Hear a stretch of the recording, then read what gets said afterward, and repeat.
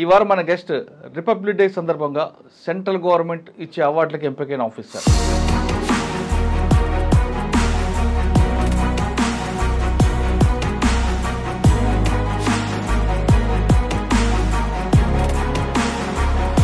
Special protection force అనేది చాలా important. కానీ మీకు ఒక ఆఫీసు ఆ ఎస్టాబ్లిష్మెంట్ అంతా ఏదో పని ఎందుకు పనికిరాని డిపార్ట్మెంట్ లాగా చూస్తారు. ఎందుకంటే ఈ ఫోర్స్ని ఉపయోగించుకోవడంలో ఇప్పుడున్న అడ్మినిస్ట్రేషన్ అనేది శ్రీశైలం డ్యామ్ చూడడానికి చాలా బాగుంటుంది, మంచి ఎంజాయ్మెంట్ చేయొచ్చు. కానీ మీకు అక్కడ ఛాలెంజ్ కూడా ఉంటాయి. ఫస్ట్ ఛాలెంజ్ ఇక్కడ మేము అక్కడ రిపోర్ట్ చేసే టయానికి నక్సలిజం అనేది చాలా పీక్ దీనిలో. ఫిషర్మెన్స్కి ఏదైనా ఇష్యూస్ వచ్చినప్పుడు అక్కడ బయర్స్తో వాళ్ళ శ్రమ దోపిడీ చేయడానికి ప్రయత్నిస్తారు. అలాంటి టైంలో వాళ్ళు ఇంటర్ఫియర్ అయ్యి వీళ్ళందరినీ కూడా జనకకి వెళ్ళినప్పుడు అలిపిరి బ్లాస్టింగ్ జరిగింది. అలిపిరి బ్లాస్టింగ్లో పార్టిసిపేట్ చేసిన మావోయిస్టులు ఆ ఏరియాలో షెల్టర్ తీసుకున్నారు. అలిపిరి బ్లాస్ట్ తర్వాత వెపన్ ఉండేదా? 2 పోలీస్ స్టేషన్ల మీద అటాక్ జరిగి పోలీస్ స్టేషన్లో వెపన్స్ ఎత్తుకెళ్ళారు. ఒక పోలీస్ స్టేషన్ దోమలపేటలో ఉండే పోలీస్ స్టేషన్ బ్లాస్ట్ కూడా చేశారు. తిరుమలలో మీకు ఛాలెంజ్ ఏముంది? తిరుమలలో ఉంటుంది, ఎందుకంటే నిత్యం లక్షలాది మంది వస్తూ ఉంటారు. ఉగ్రవాద సంస్థల నుండి థ్రెట్ ఉంటుంది. ఇప్పుడు మనం ఆ దేవదేవుడికి రక్షణ కల్పించే అంత గొప్పవాళ్ళం కాదు. ఆయన పేరు చెప్పుకొని ఇంతమంది బ్రతుకుదేరు అనేది దొరుకుతుందనేది నమ్మేవాడిని. ఆయన్నే నమ్మి నేను సెక్రటరియట్ రిపోర్ట్ చేసే టయానికి తెలంగాణ ఫామ్ చేయడానికి సమైక్య ఆంధ్ర ఉద్యమం నడుస్తాము. హౌసింగ్ సొసైటీలో 2 గ్రూపులు, తెలంగాణ అండ్ ఆంధ్ర గ్రూప్. వాళ్ళలో ఎలక్షన్స్ కండక్ట్ చేయాలని ఆంధ్ర గ్రూప్. ఇప్పుడు ఎలక్షన్స్ కండక్ట్ చేస్తే ఖచ్చితంగా ఆంధ్ర లీడర్సే దానికి బాస్లు అవుతారనే తెలంగాణ వాళ్ళు అబ్జెక్ట్ చేస్తామన్నారు. సీరియస్ అయ్యి వీళ్ళు లోపల ఆంధ్ర ఎంప్లాయీస్ ఉన్నారు, బయట ఇలా డోర్ క్లోజ్ ఉంది. అవుట్ సైడ్ నుంచి Telangana employees డోర్ని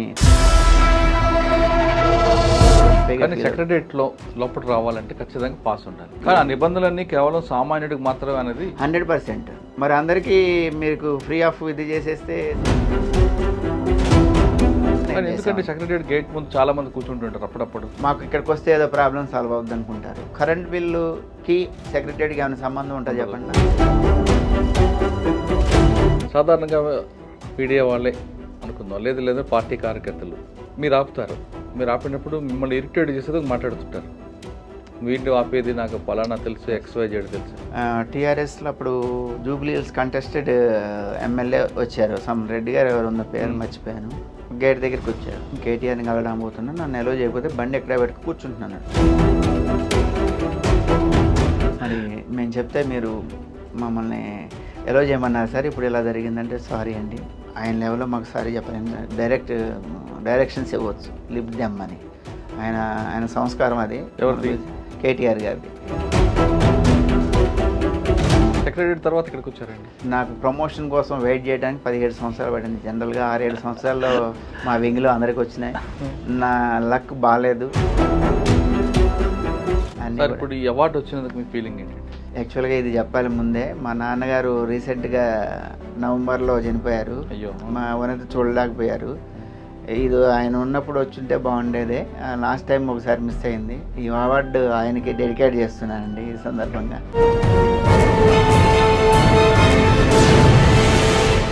welcome to Crime Diaries. ఈ వారం మన గెస్ట్ రిపబ్లిక్ డే సందర్భంగా సెంట్రల్ గవర్నమెంట్ ఇచ్చే అవార్డులకు ఎంపికైన ఆఫీసర్. పేరు Trinodara garu, commandant special protection force Telangana. Trinodara garu చదివింది MSc BEd, టీచరు, ప్రొఫెసర్ అవ్వాల్సిన వ్యక్తి పోలీస్ ఆఫీసర్ ఎందుకు అయ్యారు? అందులో స్పెషల్ ప్రొటెక్షన్ ఫోర్స్ SPF. అసలు SPF విధులు ఏ విధంగా ఉంటాయి? ఇప్పుడు ఆయన చేస్తున్న కార్యక్రమంలో ఎటువంటి గవర్నమెంట్కి సర్వీస్ చేస్తున్నారు విషయానితో పాటు ఈ అవార్డు ఎంపికైనందుకు ఆయన ఫీలింగ్స్ ఏంటో తెలుసుకుందాం. సార్ నమస్తే అండి. ముందుగా మీకు కంగ్రాట్స్ అండి. జనవరి 26 నాడు ప్రతి సంవత్సరం సెంట్రల్ గవర్నమెంట్ ఇచ్చే అవార్డుకి మన స్టేట్ గవర్నమెంట్ తరఫు నుంచి మిమ్మల్ని పంపడం, మీరు ఎంపిక అవ్వడం అనేది చాలా సంతోషంగా ఉంది. Thank you. నెంబర్ 1.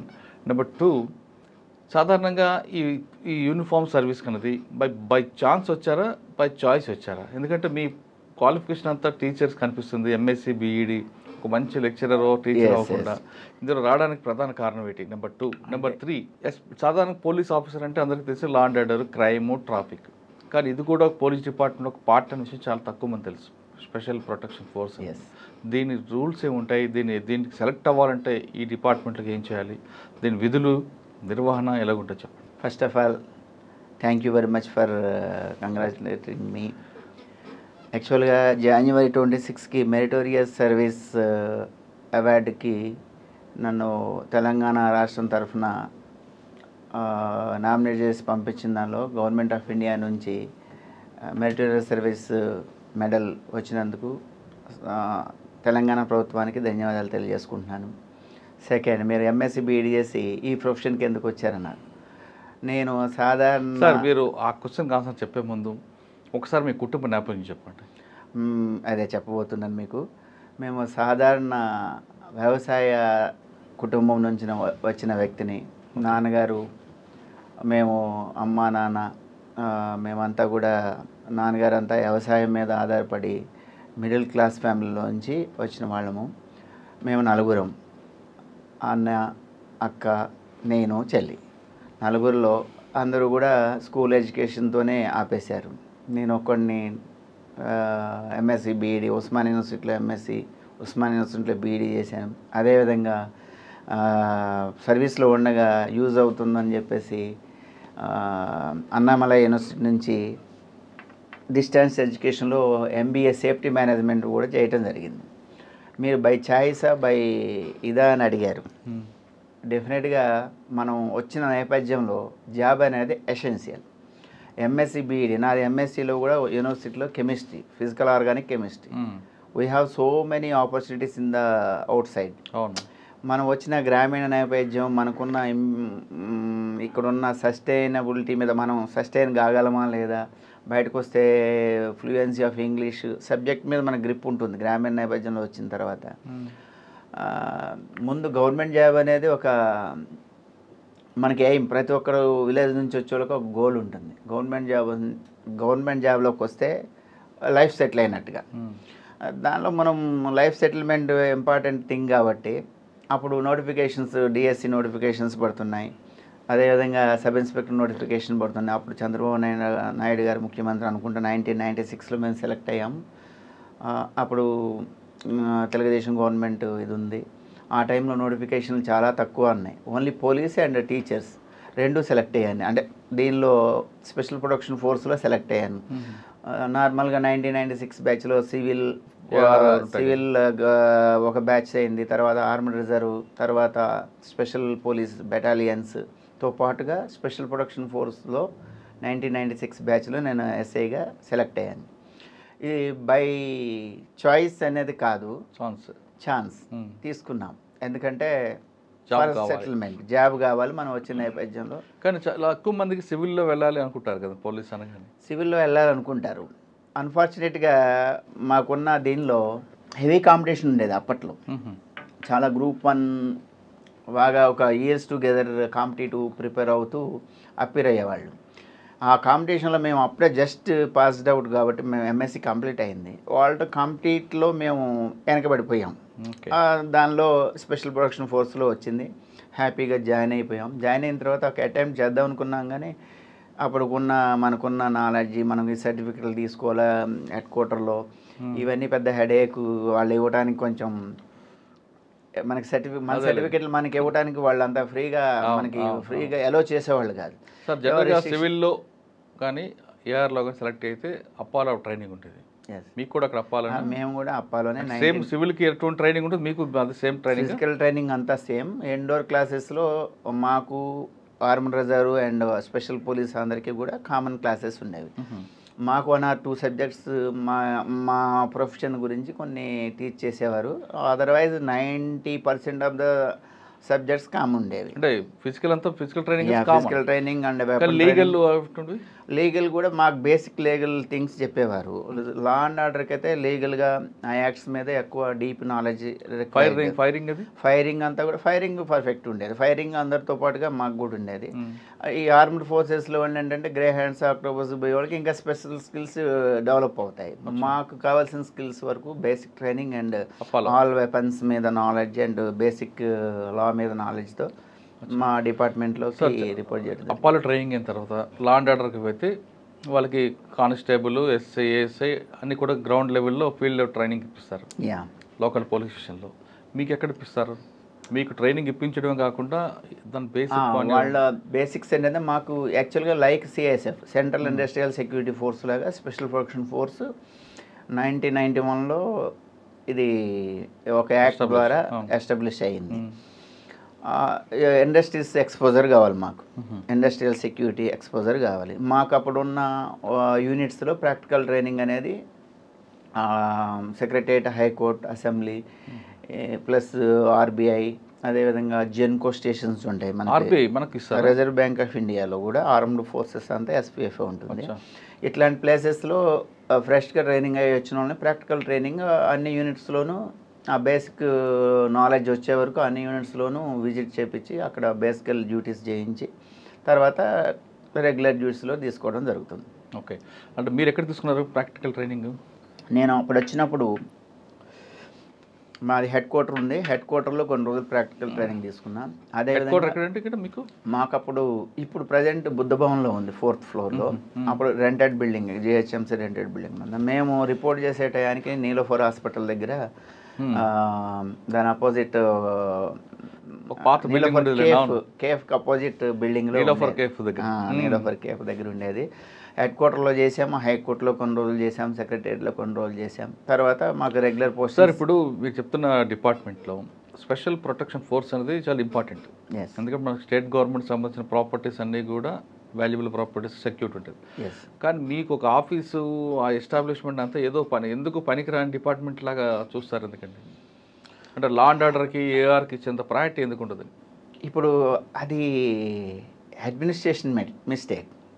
ఈ ఫోర్స్ని ఉపయోగించుకోవడంలో ఇప్పుడున్న అడ్మినిస్ట్రేషన్ అనేది ప్రాపర్గా కాన్సన్ట్రేట్ చేయట్లేదని నా ఉద్దేశం. కొంతమంది డీజీలు చాలా బ్రహ్మాండంగా దీన్ని ప్రోగ్రెస్లో తీసుకెళ్తున్నారు. దీంతో మోరెవర్ మీకు తెలవని విషయం ఏంటంటే, మేము ఎక్కడైతే సెక్యూరిటీ ప్రొవైడ్ చేస్తామో మనకి వాళ్ళు దే ఆర్ పేయింగ్ ఛార్జెస్. అవును, ఇప్పుడు మనకి రిజర్వ్ బ్యాంక్ రెవెన్యూ కూడా వస్తుంది కదా. రెవెన్యూ కూడా వస్తుంది. రిజర్వ్ బ్యాంక్ ఆఫ్ ఇండియా ఉంది, జెన్కో థర్మల్ స్టేషన్స్ ఉన్నవి, అదేవిధంగా బ్యాంక్ కరెన్సీ చెస్ట్స్ ఉన్నాయి. ఆల్ ప్రైవేట్ బ్యాంక్స్ కరెన్సీస్ మేము సర్వీసెస్ ఇస్తున్నాం. వాళ్ళకి మన సర్వీసెస్కి అమౌంట్ పే చేస్తారు. ఇప్పుడు రీసెంట్గా బేగంపేట ఎయిర్పోర్ట్ కూడా టేక్ ఓవర్ చేశాం. బేగంపేట ఎయిర్పోర్ట్ టేక్ ఓవర్ చేయాలంటే ఏవియేషన్ సెక్యూరిటీ కూడా రిక్వైర్డ్ ట్రైనింగ్. మా అక్కడ ఉన్న పోస్టెడ్ పీపుల్ అందరూ కూడా మనకి జిఎంఆర్ ఎయిర్పోర్ట్లో ట్రైనింగ్ తీసుకొని అది 80% ఆఫ్ ద పర్సెంటేజ్తో పాస్ అయితేనే they are eligible to work. Correct అండి. గవర్నమెంట్కి ఒక మీది రెవెన్యూ కూడా వస్తుంది, సర్వీస్ చూపిస్తున్నారు. కానీ మీ డిపార్ట్మెంట్ కొంచెం విసిరివేయబడ్డా కానీ పెంచుతుండేది. ఎక్కడంటే ఇన్ఫ్రాస్ట్రక్చర్లో కానీ, లేదంటే ఆ ఎస్పీఎఫ్ పోస్ట్కి ఒక ఐపీఎస్ ఆఫీసర్ వెళ్ళారంటే ఒక పనిష్మెంట్గానే దాన్ని చూస్తుంటారు. That's not wrong. Before joining at SPF, they felt like that only. After joining in SPF, they felt very happy. ఎందుకంటే ఇక్కడ ఉన్న డిసిప్లిన్ కానీ, ఫోర్స్కున్న ఫెసిలిటీస్ కానీ, ఇక్కడ చేయడానికి స్కోప్ కానీ చూసి everybody feel very happy. Okay, అంటే రాకముందు మాత్రం ఫీలింగ్ ఉంటుంది. మనకి ఇది స్వంజిత్ సేన్ సార్ ఎస్టాబ్లిష్ చేసిన ఫోర్స్. ఆయన ఐడియాస్ చాలా ఎక్సలెంట్ ఐడియాస్. ఆ వ్యూస్లో కొంత ముందుకెళ్ళడంలో ఇప్పుడున్న నీడ్స్, స్టేట్ గవర్నమెంట్ నీడ్స్ దాన్ని బట్టి కొంత ఫెయిల్ అయిన మాట వాస్తవమే. కానీ బట్ ఫోర్స్ని నెగ్లెక్ట్ చేసిన మాట అయితే వాస్తవం కదా. అంటే ఎవ్రీ టైం దానికి ఎంతో అంత ప్రయారిటీ. బడ్జెట్ విషయంలో అందరికి వచ్చినట్టే మాకు కూడా కొంత, కానీ ఇన్ఫ్రాస్ట్రక్చర్ అలా కనిపించదు కదా. అది ఇన్ఫ్రాస్ట్రక్చర్, అది పాయింట్ ఇన్ఫ్రాస్ట్రక్చర్. నేను అంటుంది ఏ గవర్నమెంట్ కాదు, అన్ని గవర్నమెంట్లు కూడా ఉంది. అంటే మాకు ఉంది. ఇప్పుడు మెయిన్ లా అండ్ ఆర్డర్ అనేది మీరు చెప్తున్న సిఐఎస్ఎఫ్ తీసుకోండి, దానికి మాకు అకాడమీ ఉంది, దానికి ఒక ల్యాండ్ ఉంటుంది, దాంట్లో చాలా ప్రాపర్టీ. మాకు మీరు అన్నట్టుగా ఇన్ఫ్రాస్ట్రక్చర్ విషయంలో హెడ్ క్వార్టర్ కన్స్ట్రక్షన్ కోసం ల్యాండ్ అలాట్ అయింది మనకి road number TV9 back side. Okay, మాకు ఒక 400 స్క్వేర్ ఫీట్స్ అలాట్ అయింది. కన్స్ట్రక్షన్ ఆఫ్ హెడ్ క్వార్టర్ కోసం ఫండ్స్ అనేది ఇప్పుడున్న సిచ్యువేషన్లో అది పెండింగ్ అట్ గవర్నమెంట్ లెవెల్ ఉంది. Okay, training academy at Ameenpur ఉంది మాకు. 70 acres గవర్నమెంట్ మనకి అలాట్ చేసింది. ట్రైనింగ్ యాక్టివిటీస్ అన్నీ కూడా అక్కడ జరుగుతున్నాయి. ఇన్ఫ్రాస్ట్రక్చర్ స్లోగా డెవలప్ అవుతూ ఉంది. అనుకున్నంత వేగంగా ఈ గవర్నమెంట్ నుంచి బడ్జెట్ రిలీజ్ కావడంలో ఉన్న ప్రాబ్లమ్స్ వల్ల అమీన్పూర్ ల్యాండ్ కూడా చాలా మంది కబ్జా చేశారు కదండి. కబ్జా చేశారు అన్నది ఆరోపణలు మాత్రమే. ఇప్పుడు ఎందుకంటే revenue people whatever Tejdeep madam fight చేసింది కదా అక్కడ. మేడం చేసింది అంటే మా ట్రైనింగ్ అకాడమీలో ఒక ఇంచ్ ఆఫ్ ల్యాండ్ కూడా ఎవరు కబ్జా చేయలేదు. ఎందుకంటే మాకు రెవెన్యూ పీపుల్ బౌండరీ చేసిందన్నంతా కూడా మేము ఎసెన్షియల్ ఏరియాలో కొంత ఫెన్సింగ్ వేసుకున్నాం. రిమైనింగ్ ఏరియాలో రాకుండా మాకు రెగ్యులర్గా 24 hours అక్కడ మా వాళ్ళు ఉంటారు కాబట్టి అలాంటిది లేకుండా చూసుకున్నాము. కాకపోతే ఏంటంటే అక్కడ మేము మేడం డీజీగా ఉన్నప్పుడు అమీన్పూర్ చెరువుని మేము అడాప్ట్ చేసుకున్నాం. మాకు అడ్జస్టెంట్ ట్రైనింగ్ సెంటర్ అక్కడ ల్యాండ్ని కబ్జాస్ ఉన్నాయి. అది సిక్కిం ల్యాండ్లోను ఫుల్ ట్యాంక్ లెవెల్లోను చాలా మంది పెద్ద పెద్ద వాళ్ళ పేర్లు చెప్పుకొని బౌండరీస్ వేస్తున్నాయి. దాన్ని ప్రొటెక్ట్ చేయడానికి మేము ట్రై చేసాం. మేడం ఉన్న టైం అంతా కూడా మా ఫోర్స్ అక్కడ యాక్టివిటీస్ చేసేది. 1 inch ల్యాండ్ కూడా ఎంక్రోచ్ కాకుండా మేము సక్సెస్ఫుల్గా ఉన్నాం. After madam retirement next DG's అనేది ప్రయారిటీ దానిలో అది లేదు. ఫోర్సు ప్రోగ్రెస్ ట్రైనింగ్లు ఈ డిప్లాయ్మెంట్స్ వీటి మీద కాన్సన్ట్రేషన్ ఉండేది కాబట్టి మేము కూడా ఆబ్వియస్లీ మేము కూడా దాని నుంచి డీవియేట్ అయ్యాము. అది ఎలా ఉందండి ఇప్పుడు మనకి ఐడియా లేదు.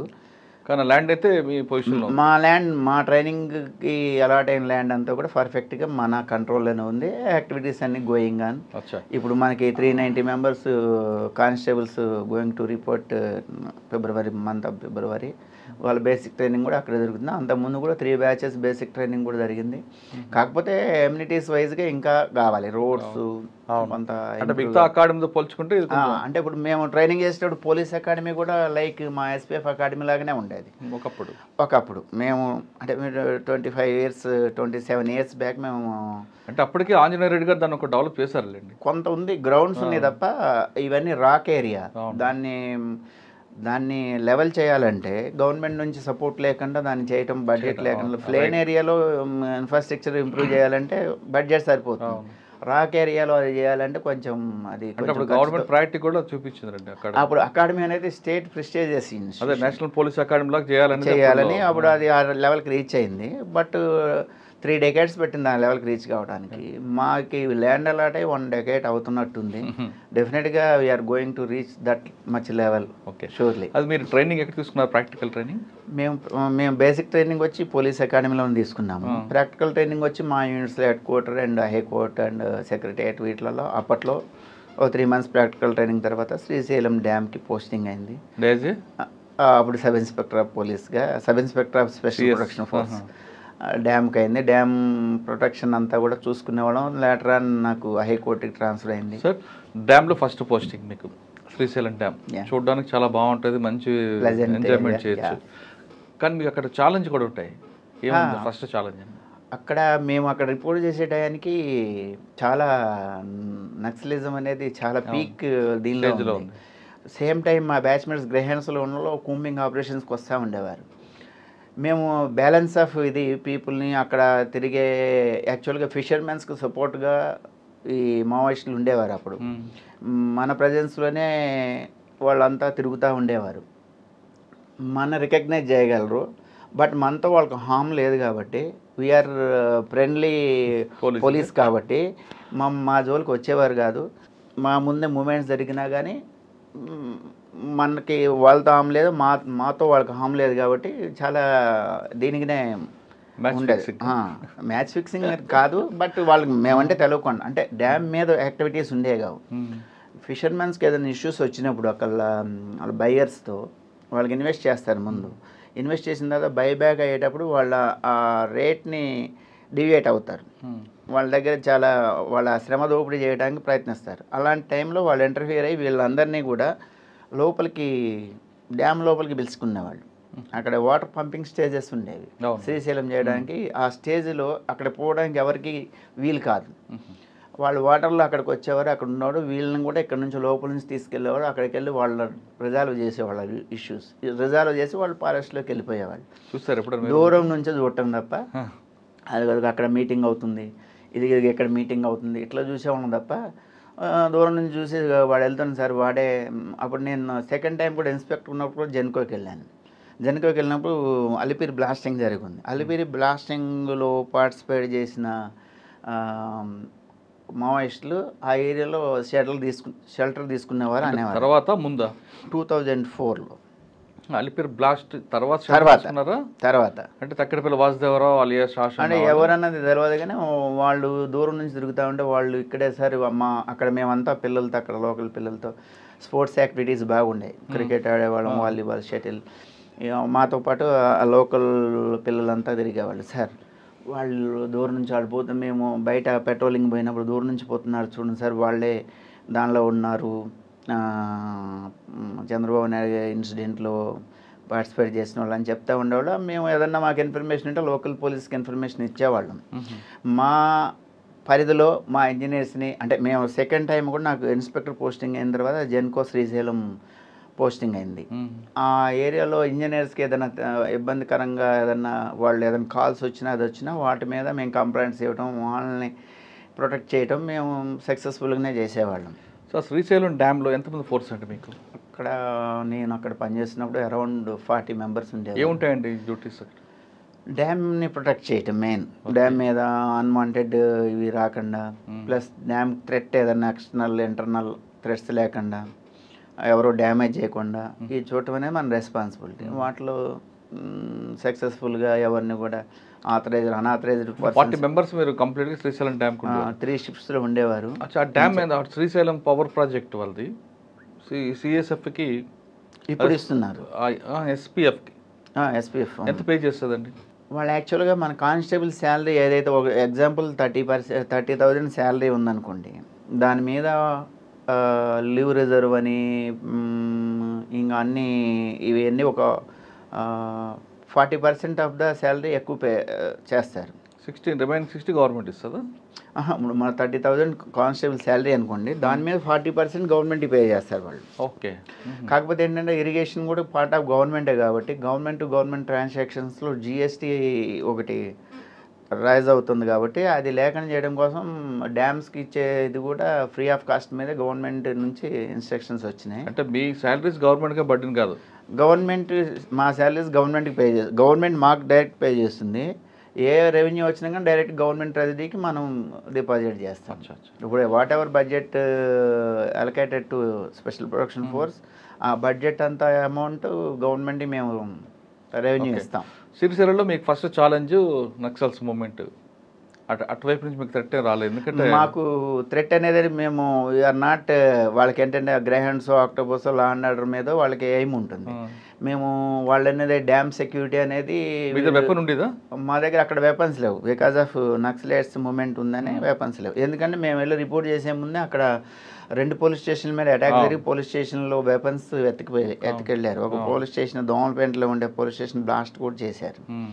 దానివల్ల అక్కడ వెపన్స్ సజెస్ట్ చేయలేదు. ఇప్పటికి స్టిల్ అనార్మ్డ్ ఇదే ఉంది కాబట్టి, అనార్మ్డ్ కాబట్టి మా జోలికి వాళ్ళు వచ్చేవాళ్ళు కాదు.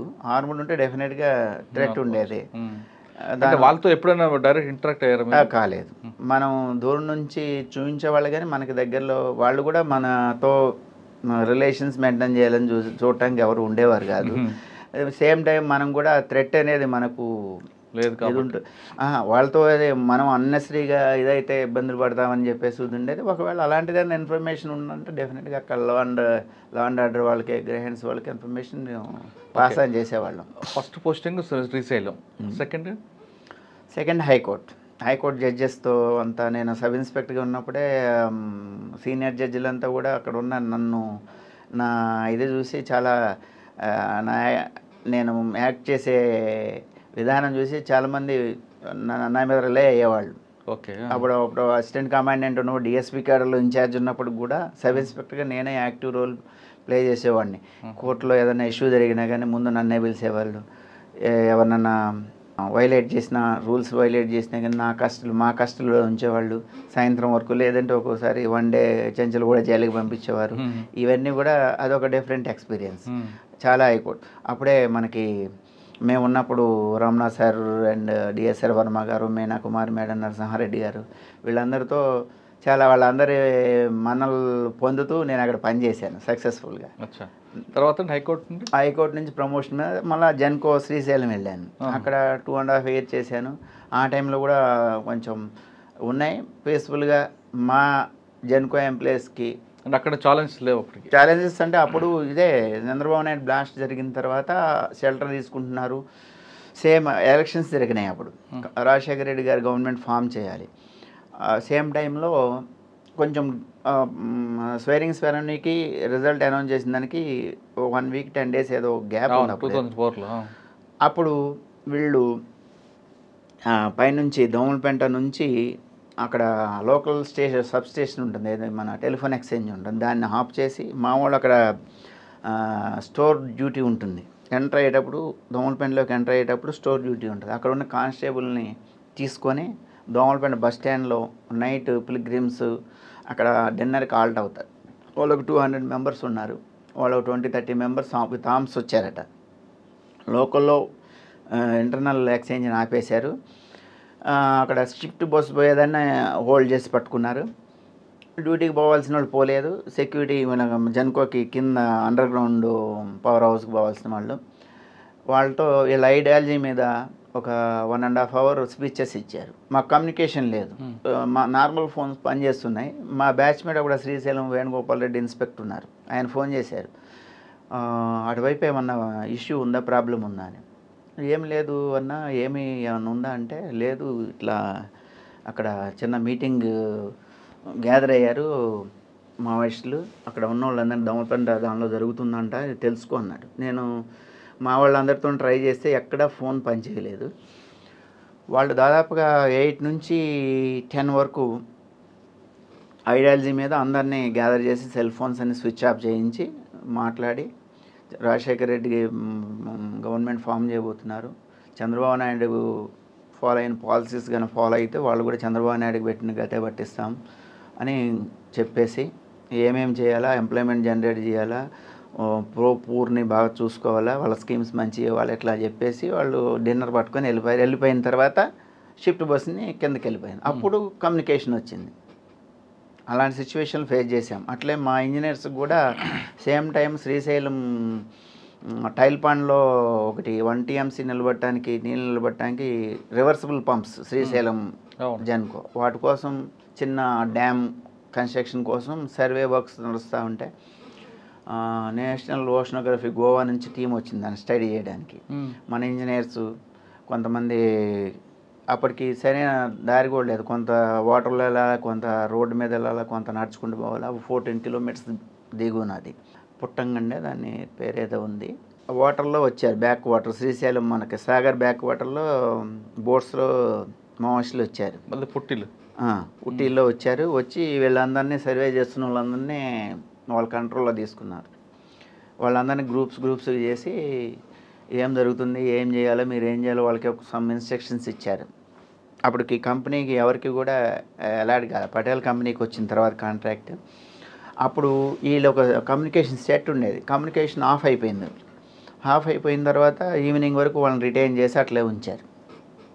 తర్వాత ఈవినింగ్ యాజ్ యూజువల్గా వాళ్ళు ఏమో ఇన్స్ట్రక్షన్స్ చెప్పారు, వీళ్ళు సైలెంట్గా ఉన్నారు. మెల్లగా ఒక రోజు తర్వాత ఇలా జరిగిందన్న విషయం బయటకు వచ్చింది. CMD గారు అప్పుడు పార్థసారథి గారు ఉన్నారు, ఆయన వచ్చారు. వస్తే ఇంజనీర్లు ఫ్యామిలీస్తో లబో దిబో అనుకున్న బ్రతుకుంటే బల్సాగి తినొచ్చు, మేము శ్రీశైలం వర్క్ చేయమని చెప్పేసి ఆయనకి అప్పీల్ చేసుకున్నారు. లేదమ్మా అలా కాదు, చెప్పండి మీకు ఏం ప్రాబ్లం ఉండదని చెప్పేసి అన్న తర్వాత వాళ్ళు ధైర్యంతో అక్కడ పనిచేశారు. వాళ్ళకి కాంట్రాక్టర్ ఇంట్రెస్ట్ అయిన తర్వాత వాళ్ళ ఇంటర్ఫియరెన్స్ లేదు. వాళ్ళు మరి కంపెనీస్కి వాళ్ళకి ఏమున్నదో తెలియదు, కానీ వాళ్ళ ఇంటర్ఫియరెన్స్ లేదు. ఇక్కడ ఏదైనా అక్కడికి ఆ ఎన్ రూట్లో ఫిషర్మెన్స్ ఉండే వాళ్ళకి పవర్ సప్లై అండ్ ట్రాన్స్ఫార్మర్స్ పెట్టమని చెప్పేసి వీళ్ళకి డిమాండ్ ఇచ్చేవాళ్ళు. అవి వీళ్ళు ఫుల్ఫిల్ చేశారు. ఆ తర్వాత మా ఇంజనీర్ జోలికి కూడా రాలేదు. కాలనీలు అప్పుడప్పుడు వచ్చాయి, అప్పుడప్పుడు గెస్ట్ హౌస్కి వస్తున్నారంటే ఇమీడియట్గా మేము అక్కడికి వెళ్ళిపోయేవాళ్ళం. మేము వెళ్ళబోయేసరికి వాళ్ళు డిజపేర్ అయిపోయేవాళ్ళు. అలాంటి చిన్న చిన్న సంఘటనలు తప్ప ఎక్కువ టెన్షన్ పడేవి అక్కడ కొంచెం టెన్షనే ఉండేది, కానీ అంత టెన్షన్ క్రియేట్ అయ్యేలాగా లేదు. ఎందుకంటే బికాజ్ ఆఫ్ మా పనితీరు, మేమేమన్నది అంటే జనరల్గా వాళ్ళు కూడా ఏంటంటే జెన్యున్గా ఉన్న వాళ్ళ జోలికి రారు. మా ఒపీనియన్ అంటే వాళ్ళకి 1-to-1 అంటే ఇప్పుడు కూమింగ్ పోయినప్పుడు 1-to-1 అది వేరు సిచ్యువేషన్. జనరల్గా మంచి పని చేసే ఆఫీసర్ ఎవరన్నా పోలీస్ స్టేషన్లో ఉన్నా కానీ వాళ్ళ జోలికి రారు. అప్పుడు ఫర్ ఎగ్జాంపుల్ అప్పుడు నేనున్నప్పుడే అక్కడ స్వామి గారు అని ఒక ర్యాంకర్ ఎస్ఐ గారు ఉండేవారు. ఆయన మీద అటాక్ వచ్చారు. ఆయన చాలా సిన్సియర్ హార్డ్ వర్కరు, మంచిగా బాగా పూర్ ఉండేవారు. ఆయన డోర్ కొడితే డోర్ ఓపెన్ చేస్తే ఆయన కింద ఆయన ఒక్కరే సింగిల్ ఉండేవారు. చాపేసుకొని పడుకున్నారు. ఆయన జోలికి ఆయన ఏమనకుండా ఆయన అలా వదిలేసి వెళ్ళిపోయారు, అటాక్ చేయడానికి అవకాశం ఉన్నా కానీ. అంటే officers depends on their attitude. వాళ్ళు అరేంజ్ చేసేవాళ్ళు అనుకుంటే డెఫినెట్గా చేస్తారు. మేము ఎవరిని అరేంజ్ చేసేవాళ్ళం కాదు కాబట్టి మా జోలికి వచ్చేవారు కాదు. అట్లా అలాంటి ఉద్విగ్నమైన క్షణాలు అక్కడ ఫేస్ చేసినవి ఉన్నాయి, కానీ అంత లైఫ్ థ్రెటనింగ్ అయితే ఉండేది కాదు. సెకండ్ టైం అక్కడ అయింది. సెకండ్ టైం ఎన్ని సంవత్సరాలు చేశారండి అక్కడ? మళ్ళీ అక్కడ 2.5 years చేశాను. నెక్స్ట్ ఎక్కడికి వచ్చారు? నెక్స్ట్ మళ్ళీ నాకు మంగంపేట మైన్స్కి వెళ్ళాను. అక్కడ మంగంపేటలో ఏముంది? మంగంపేట బయటిస్లో అక్కడంతా కూడా వాళ్ళకి ప్రాపర్గా ఎటువంటి ఇష్యూస్ లేకుండా చూడాలి. ఆ కాంట్రాక్టర్స్కి, వీళ్ళకి, వెండర్స్కి, లేకపోతే ఏపీఎంటీసీ ఇవి లేకుండా కొంచెం అక్కడ మీకు ఛాలెంజ్ ఏంటి మంగంపేటలో? మంగంపేటలో బాగానే ఉండదు, ఛాలెంజింగ్ ఏముండదు. కోఆర్డినేషన్ ఈ అక్కడ ఏంటంటే ల్యాండ్ ప్రొక్యూర్ చేసుకున్న తర్వాత సెటిల్మెంట్స్ ఉంటున్నాయి మంగంపేట మేనేజ్మెంట్కి, అక్కడ ఉన్న లోకల్ పీపుల్కి. ఓకే. ఆ ఇష్యూస్లో అప్పుడప్పుడు గిర్నాలు గొడవలు, లోకల్ లీడర్స్ వచ్చి గొడవలు చేయడానికి ఉన్నప్పుడు వాటిని పాసిఫై చేసేవాళ్ళం గొడవలు లేకుండా స్మూత్గా. ప్లస్ అక్కడ ఎటువంటి ఇర్రెగ్యులారిటీస్ జరగకుండా, బయోటీస్లో అవన్నీ చాలా వాల్యుబుల్ అవి, దానిలో టెప్స్ అవి జరగకుండా మంచిగా అక్కడ బాగానే ఉండేది. మీకు బాగా అప్పుడు రాజశేఖర రెడ్డి గారు సీఎం గారు అక్కడ మొత్తం కూడా అక్కడ చాలా కడప అనేది అప్పుడు చాలా దీనిలో ఉంది. రాజంపేట కూడా రాజశేఖర రెడ్డి గారు మేనియా అంటే అక్కడ ఎటువంటి గొడవలు ఉండేవి కావు, చాలా స్మూత్గా నడిచింది. అక్కడ ఎక్కువ మంగంపేటలో బాగా గుర్తుండిపోయిన సంఘటన ఉందా? మంగంపేట నేను 6 months ఉన్నాను. 6 months ఉన్నప్పుడు కూడా అందరూ ఎంప్లాయీస్ అక్కడ జిఎం గారు వీళ్ళందరూ మేమందరూ కూడా ఒకటే మైన్స్ పక్కన చిన్న క్వార్టర్స్ ఉండే, అందులో ఉన్న క్వార్టర్స్ కూడా ఫెసిలిటీస్ ఎక్కువ ఉండేవి కావు. అందరూ కూడా టుగెదర్నెస్, అందరూ ఫ్యామిలీస్ ఈవినింగ్ అయిందంటే సరదాగా ఆడతా పడతా ఉన్న 6 months కానీ ఫ్యామిలీ బాండింగ్ అనేది అక్కడ వాళ్ళందరితో ఇప్పటికీ స్టిల్ కంటిన్యూ అయింది. పొల్యూటెడ్ అట్మాస్ఫియర్లో అక్కడ 6 months ఉన్నప్పుడు కూడా అక్కడ ఉన్న మంగంపేట మైన్స్లో ఎంప్లాయీస్ అందరితోనూ మేనేజర్ మంచి రిలేషన్స్ ఉండేవి. మంగంపేట తర్వాత ఎక్కడికి వచ్చారంటే? మంగంపేట తర్వాత నాకు ప్రమోషన్ వచ్చి నేను హైదరాబాద్ వచ్చాను. మంగంపేటలో ఉన్నప్పుడు ఆ పొల్యూటెడ్ వాటర్కి చాలా దీని మలేరియా అండ్ దాన్ని చాలా సఫర్ అయ్యాము. వచ్చే ముందు ప్రమోషన్ వచ్చే ముందు 3 months సఫర్ అయ్యాం. మంత్లీ వన్స్ రిపీట్ అయ్యేది falciparum malaria because of water and అక్కడ ఉన్న పొల్యూటెడ్ దీనిలో ఉన్న దోమలు, దీనివల్ల అదొక్కటే బ్యాడ్ ఇన్సిడెంట్ తప్ప మంగంపేట అనేది ఎంత పొల్యూటెడ్ ప్లేస్ అయినా కానీ అక్కడ ప్లెజెంట్గా ఉండేవాళ్ళం అందరం. తర్వాత ప్రమోషన్ మీద అసిస్టెంట్ కమాండెంట్ ప్రమోషన్ వచ్చి మేధానికి వచ్చాను. అది గవర్నమెంట్ ఆఫ్ ఇండియాది అటానమస్ డిఆర్డిఓ మన డిఫెన్స్ మినిస్ట్రీలో పనిచేసేది. అక్కడ కూడా చాలా డీసెంట్గా మేము అక్కడ పనిచేసాము. అక్కడ నుంచి మళ్ళీ అగైన్ హైకోర్టు. మిధాని యాక్చువల్గా సెంట్రల్ గవర్నమెంట్ కదా, అక్కడ సిఎస్ఎఫ్ ఉండాలి కదా? సిఎస్ఎఫ్ ఉండాలి. అక్కడ ఉన్న మేనేజ్మెంట్ అప్పుడు ప్రెజర్ ఉన్నప్పటికి కూడా ఎస్పీఎఫ్ అనేది బాగా పనిచేస్తుందని చెప్పేసి ఎస్పీఎఫ్నే కంటిన్యూ చేశారు. నేనున్నప్పుడు కూడా సిఎస్ఎఫ్ రీసెంట్గా అక్కడ సిఎస్ఎఫ్ టేకన్ ఓవర్ చేసింది. బిఫోర్ దట్ ఎస్పీఎఫ్ పనితీరు అక్కడ పక్కనే బీడీఎల్కి వాళ్ళకి సిఎస్ఎఫ్ ఉంది. వాళ్ళతో మమ్మల్ని కంపేర్ చేసుకొని మా పర్ఫార్మెన్సే బాగుందని చెప్పేసి మమ్మల్ని వీళ్ళు కంటిన్యూ చేయడం జరిగింది. మా టైంలో అక్కడ చాలా చిన్న ఇన్సిడెంట్స్ కూడా లేకుండా చేసాము. అది ఇప్పుడు వరకు కంటిన్యూ అయింది. తర్వాత వచ్చే ఆఫీసర్స్ తర్వాత వాళ్ళ మేనేజ్మెంట్ చేంజ్ అయింది, వాళ్ళ ప్రెజర్ ఉంది, సిఎస్ఎఫ్ తీసుకున్నారు. మిధాని తర్వాత ఎక్కడికి వచ్చారు? మిధాని తర్వాత మళ్ళీ హైకోర్టు చేశాను. హైకోర్టులో అసిస్టెంట్ కమాండెంట్ క్యాడర్లో మళ్ళీ చేసాము. మళ్ళీ కూడా సక్సెస్ఫుల్గా 2.5 years చేసిన తర్వాత తిరుమలకి ట్రాన్స్ఫర్ అయింది. హైకోర్టులో కూడా చాలా స్ట్రీమ్ లైన్ చేసాము. Entries of the advocates, clients, టోటల్గా నా టైంలోనే స్ట్రీమ్ లైన్ చేయడం జరిగింది. ఆ పార్కింగ్ ప్లేస్ చాలా ప్రాబ్లం ఉండేది. మెటర్నిటీ హాస్పిటల్ అంతా కూడా ఎక్వైర్ చేసింది నా టైంలోనే. అదంతా ఎక్వైర్ చేసి డిమాలిష్ చేసి పార్కింగ్ అంతా ఇటు side March inside parking not allowed అనమాట అడ్వకేట్స్కి. తర్వాత అప్పుడు ముందు టైంలో క్లయింట్స్ కూడా కోర్ట్ హాల్స్లోకి ఇష్టం వచ్చినట్టు వచ్చేవాళ్ళు. తర్వాత రిస్ట్రిక్ట్ చేసి స్ట్రీమ్ లైన్ చేయడం జరిగింది. ఓన్లీ అడ్వకేట్ డిమాండ్ మీదనే అలో చేయడం జరిగింది. అండ్ వాళ్ళు స్లిప్ ఇస్తేనే వాళ్ళని అలో చేయదు. క్లయింట్స్ని ఎవరిని కూడా హైకోర్టుకి అలో చేయడం, స్ట్రీమ్ లైన్ చేయడం జరిగింది. తర్వాత చిన్న చిన్న ఇన్సిడెంట్స్ అవి జరుగుతూ ఉన్నాయి అని చెప్పేసి వాళ్ళని టోటల్గా రెస్ట్రిక్ట్ చేయడం జరిగింది. ఒక ఫైర్ యాక్సిడెంట్ జరిగింది నా టైంలో జరగలేదు. నా టైంలో చిన్న చిన్నవి జరిగినాయి. బాగా ఒకటి వెహికల్స్ పార్కింగ్ షెడ్ ఒకటి, తర్వాత నేను వెళ్ళిపోయిన తర్వాత ఒక మేజర్ యాక్సిడెంట్ జరిగింది. అది చాలా డ్యామేజ్ అయింది. లైబ్రరీ అంతా పెద్ద డ్యామేజ్ అయింది. తర్వాత తిరుమలకి పోస్టింగ్ అయింది. తిరుమలలో మీకు ఛాలెంజ్ ఏముందండి? తిరుమలలో ఉంటుంది, ఎందుకంటే నిత్యం వేలాది మంది పిల్గ్రిమ్స్, లక్షలాది మంది వస్తూ ఉంటారు. వాళ్ళకి ఆ ఫెసిలిటీస్తో పాటుగా ఇప్పుడు మనకి చాలా ఉగ్రవాద సంస్థల నుండి థ్రెట్ ఉంటుంది. ప్రతి పిల్గ్రిమ్ ఎవరో మనం థ్రెట్ ఎవరితో ఉందన్నది మనం ఐడెంటిఫై చేయడం కష్టం. ప్రతి ఒక్కరిని ఎన్ష్యూర్ చేసుకొని పంపించాలి. అలిపిరి దగ్గర నుంచి వెహికల్ చెకింగ్ అండ్ లగేజ్ చెకింగే దొరుకుతుంది అలిపిరిలో. అప్పుడే స్టార్ట్ అయింది ఎన్ష్యూర్ చేసుకోవడం. అప్పటి నుంచి తరోగా అది ఇంప్లిమెంట్ చేసాము. పైన పిల్గ్రిమ్స్ ఎంట్రీ పాయింట్లో మాత్రం తరోగా ప్రిస్కింగ్ చెకింగ్ అనేది చాలా తరోగా జరిగేది. ఒక చిన్న అగ్గిపెట్టె లాంటిది కూడా జేబులో పెట్టుకొని వెళ్తే నాటెలోట్టు. పైకి గుట్కాలు అనేది అప్పుడు మ్యాక్సిమం కంట్రోల్ చేస్తూ ఉండేది. అంటే అలిపిరి నుంచి కాకుండా శ్రీవారి మెట్ల కూడా తీసుకొచ్చే విధంగా. శ్రీవారి మెట్లు అప్పుడు సెక్యూరిటీ ఉండేది కాదు, అక్కడ గార్డ్ ఉండేది, అది చెకింగ్ ఉండేది కాదు. గుట్కాలు అనేది ఏంటంటే లోకల్ పీపుల్, వీళ్ళు షాపు వాళ్ళు బయటకు వచ్చినప్పుడు వాళ్ళు లోకల్ పీపుల్ అని చెప్పేసి వెళ్ళిపోవడం అట్లాంటివి జరిగాయి. తర్వాత దాని మీద కూడా తరోగా గుట్కాలు కానీ నాన్ వెజ్ కానీ స్ట్రిక్ట్గా దాన్ని కంట్రోల్ చేశారు. నా అప్పటికి అంత లేదు. గుట్కాలు ఏదైనా అప్పుడప్పుడు వస్తూ ఉంటే వాటి మీద రైడ్ చేయడం, వాళ్ళని చీజ్ చేయడం అన్నీ జరిగేవి. వాళ్ళని మళ్ళీ పైకి అలో చేయకుండా వాళ్ళ షాప్ లైసెన్సులు వాళ్ళు క్లోజ్ చేయడం, విజిలెన్స్ వాళ్ళు చేస్తూ ఉండేవాళ్ళు. ఎన్ష్యూర్ చేసేవాళ్ళం సెక్యూరిటీ విషయంలో. వచ్చే పిల్గ్రిమ్స్ కానీ వేరే ఎక్స్టర్నల్ వీడితో ఆలయానికి థ్రెట్ కానీ లేకుండా చాలా, నేనున్న పీరియడ్లో చిన్న ఇన్సిడెంట్ కూడా జరగలేదు, ఎటువంటి ఇది చిన్నది కూడా లేదు. అక్కడ మీకు బాగా మెమరబుల్ ఒక విషయం చెప్పండి. స్వామివారి దగ్గర పంచాలు చాలామందికి ఉంటుంది. ఇప్పుడు అక్కడ ప్రతిసారి మేమున్నప్పుడు బ్రహ్మోత్సవాలు జరిగేవి. బ్రహ్మోత్సవాల్లో పార్టిసిపేట్ చేయడం అనేది అది ఒక జన్మల అదృష్టం. స్వామివారికి ఎప్పుడంటే అప్పుడు మహాద్వారంలో ఎంట్రీ అనేది అక్కడ పిల్గ్రిమ్స్కి ఉండదు. మాకు అదృష్టం, దేవుడు అక్కడ పనిచేయటం వల్ల మాకు అదృష్టం కలిగింది. ఎందుకంటే మహాద్వారం అంటే ఓపెన్ ఉండదు, బ్రహ్మోత్సవాలు అప్పుడు సీఎం గారు తీసుకెళ్తారు. అదర్వైజ్ మేము ఏ గేట్ నుంచి అయినా లోపలికి వెళ్ళడానికి ఎగ్జిట్ గేట్ నుంచి కానీ ఎటు నుంచి కానీ మాకు పైన కూడా గార్డ్స్ ఉంటాయి. మనకి టెంపుల్ పైన 4 కార్నర్స్ 4 ఆర్మర్డ్ గార్డ్స్ ఉంటాయి. వాళ్ళు నిత్యం 24 hours వాచ్ చేస్తూనే ఉంటారు అందరినీ. కింద ఏమన్నా సస్పెక్ట్ఫుల్ ఏదైనా ఉన్నా కానీ నోటీస్ చేస్తే సెట్లో చెప్పడం, వాళ్ళని పట్టుకోవడం ఇట్లాంటివి జరుగుతూ ఉంటాయి.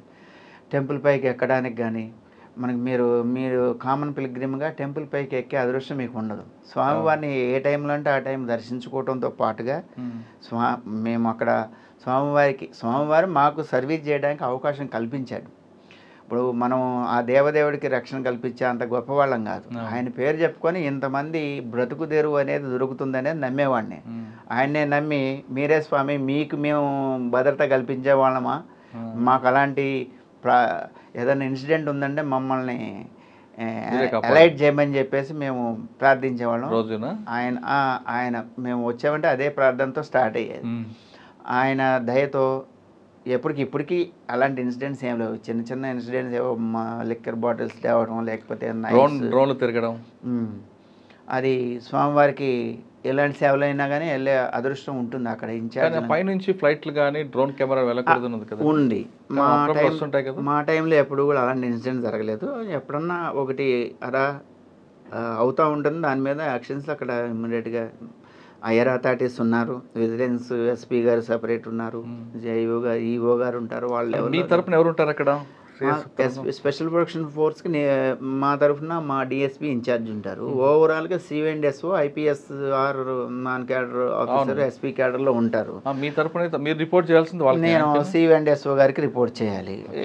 మా అప్పుడు ఎంకే సింగ్ సార్ సార్తో కలిసి చాలా హ్యాపీగా పనిచేసాము. అందుకంటే ముందు రామకృష్ణ సార్, ఆయన ఆంధ్రాకి వెళ్ళిపోయారు, రిటైర్ కూడా అయ్యారు. సార్ ఇద్దరు రిటైర్ అయ్యారు.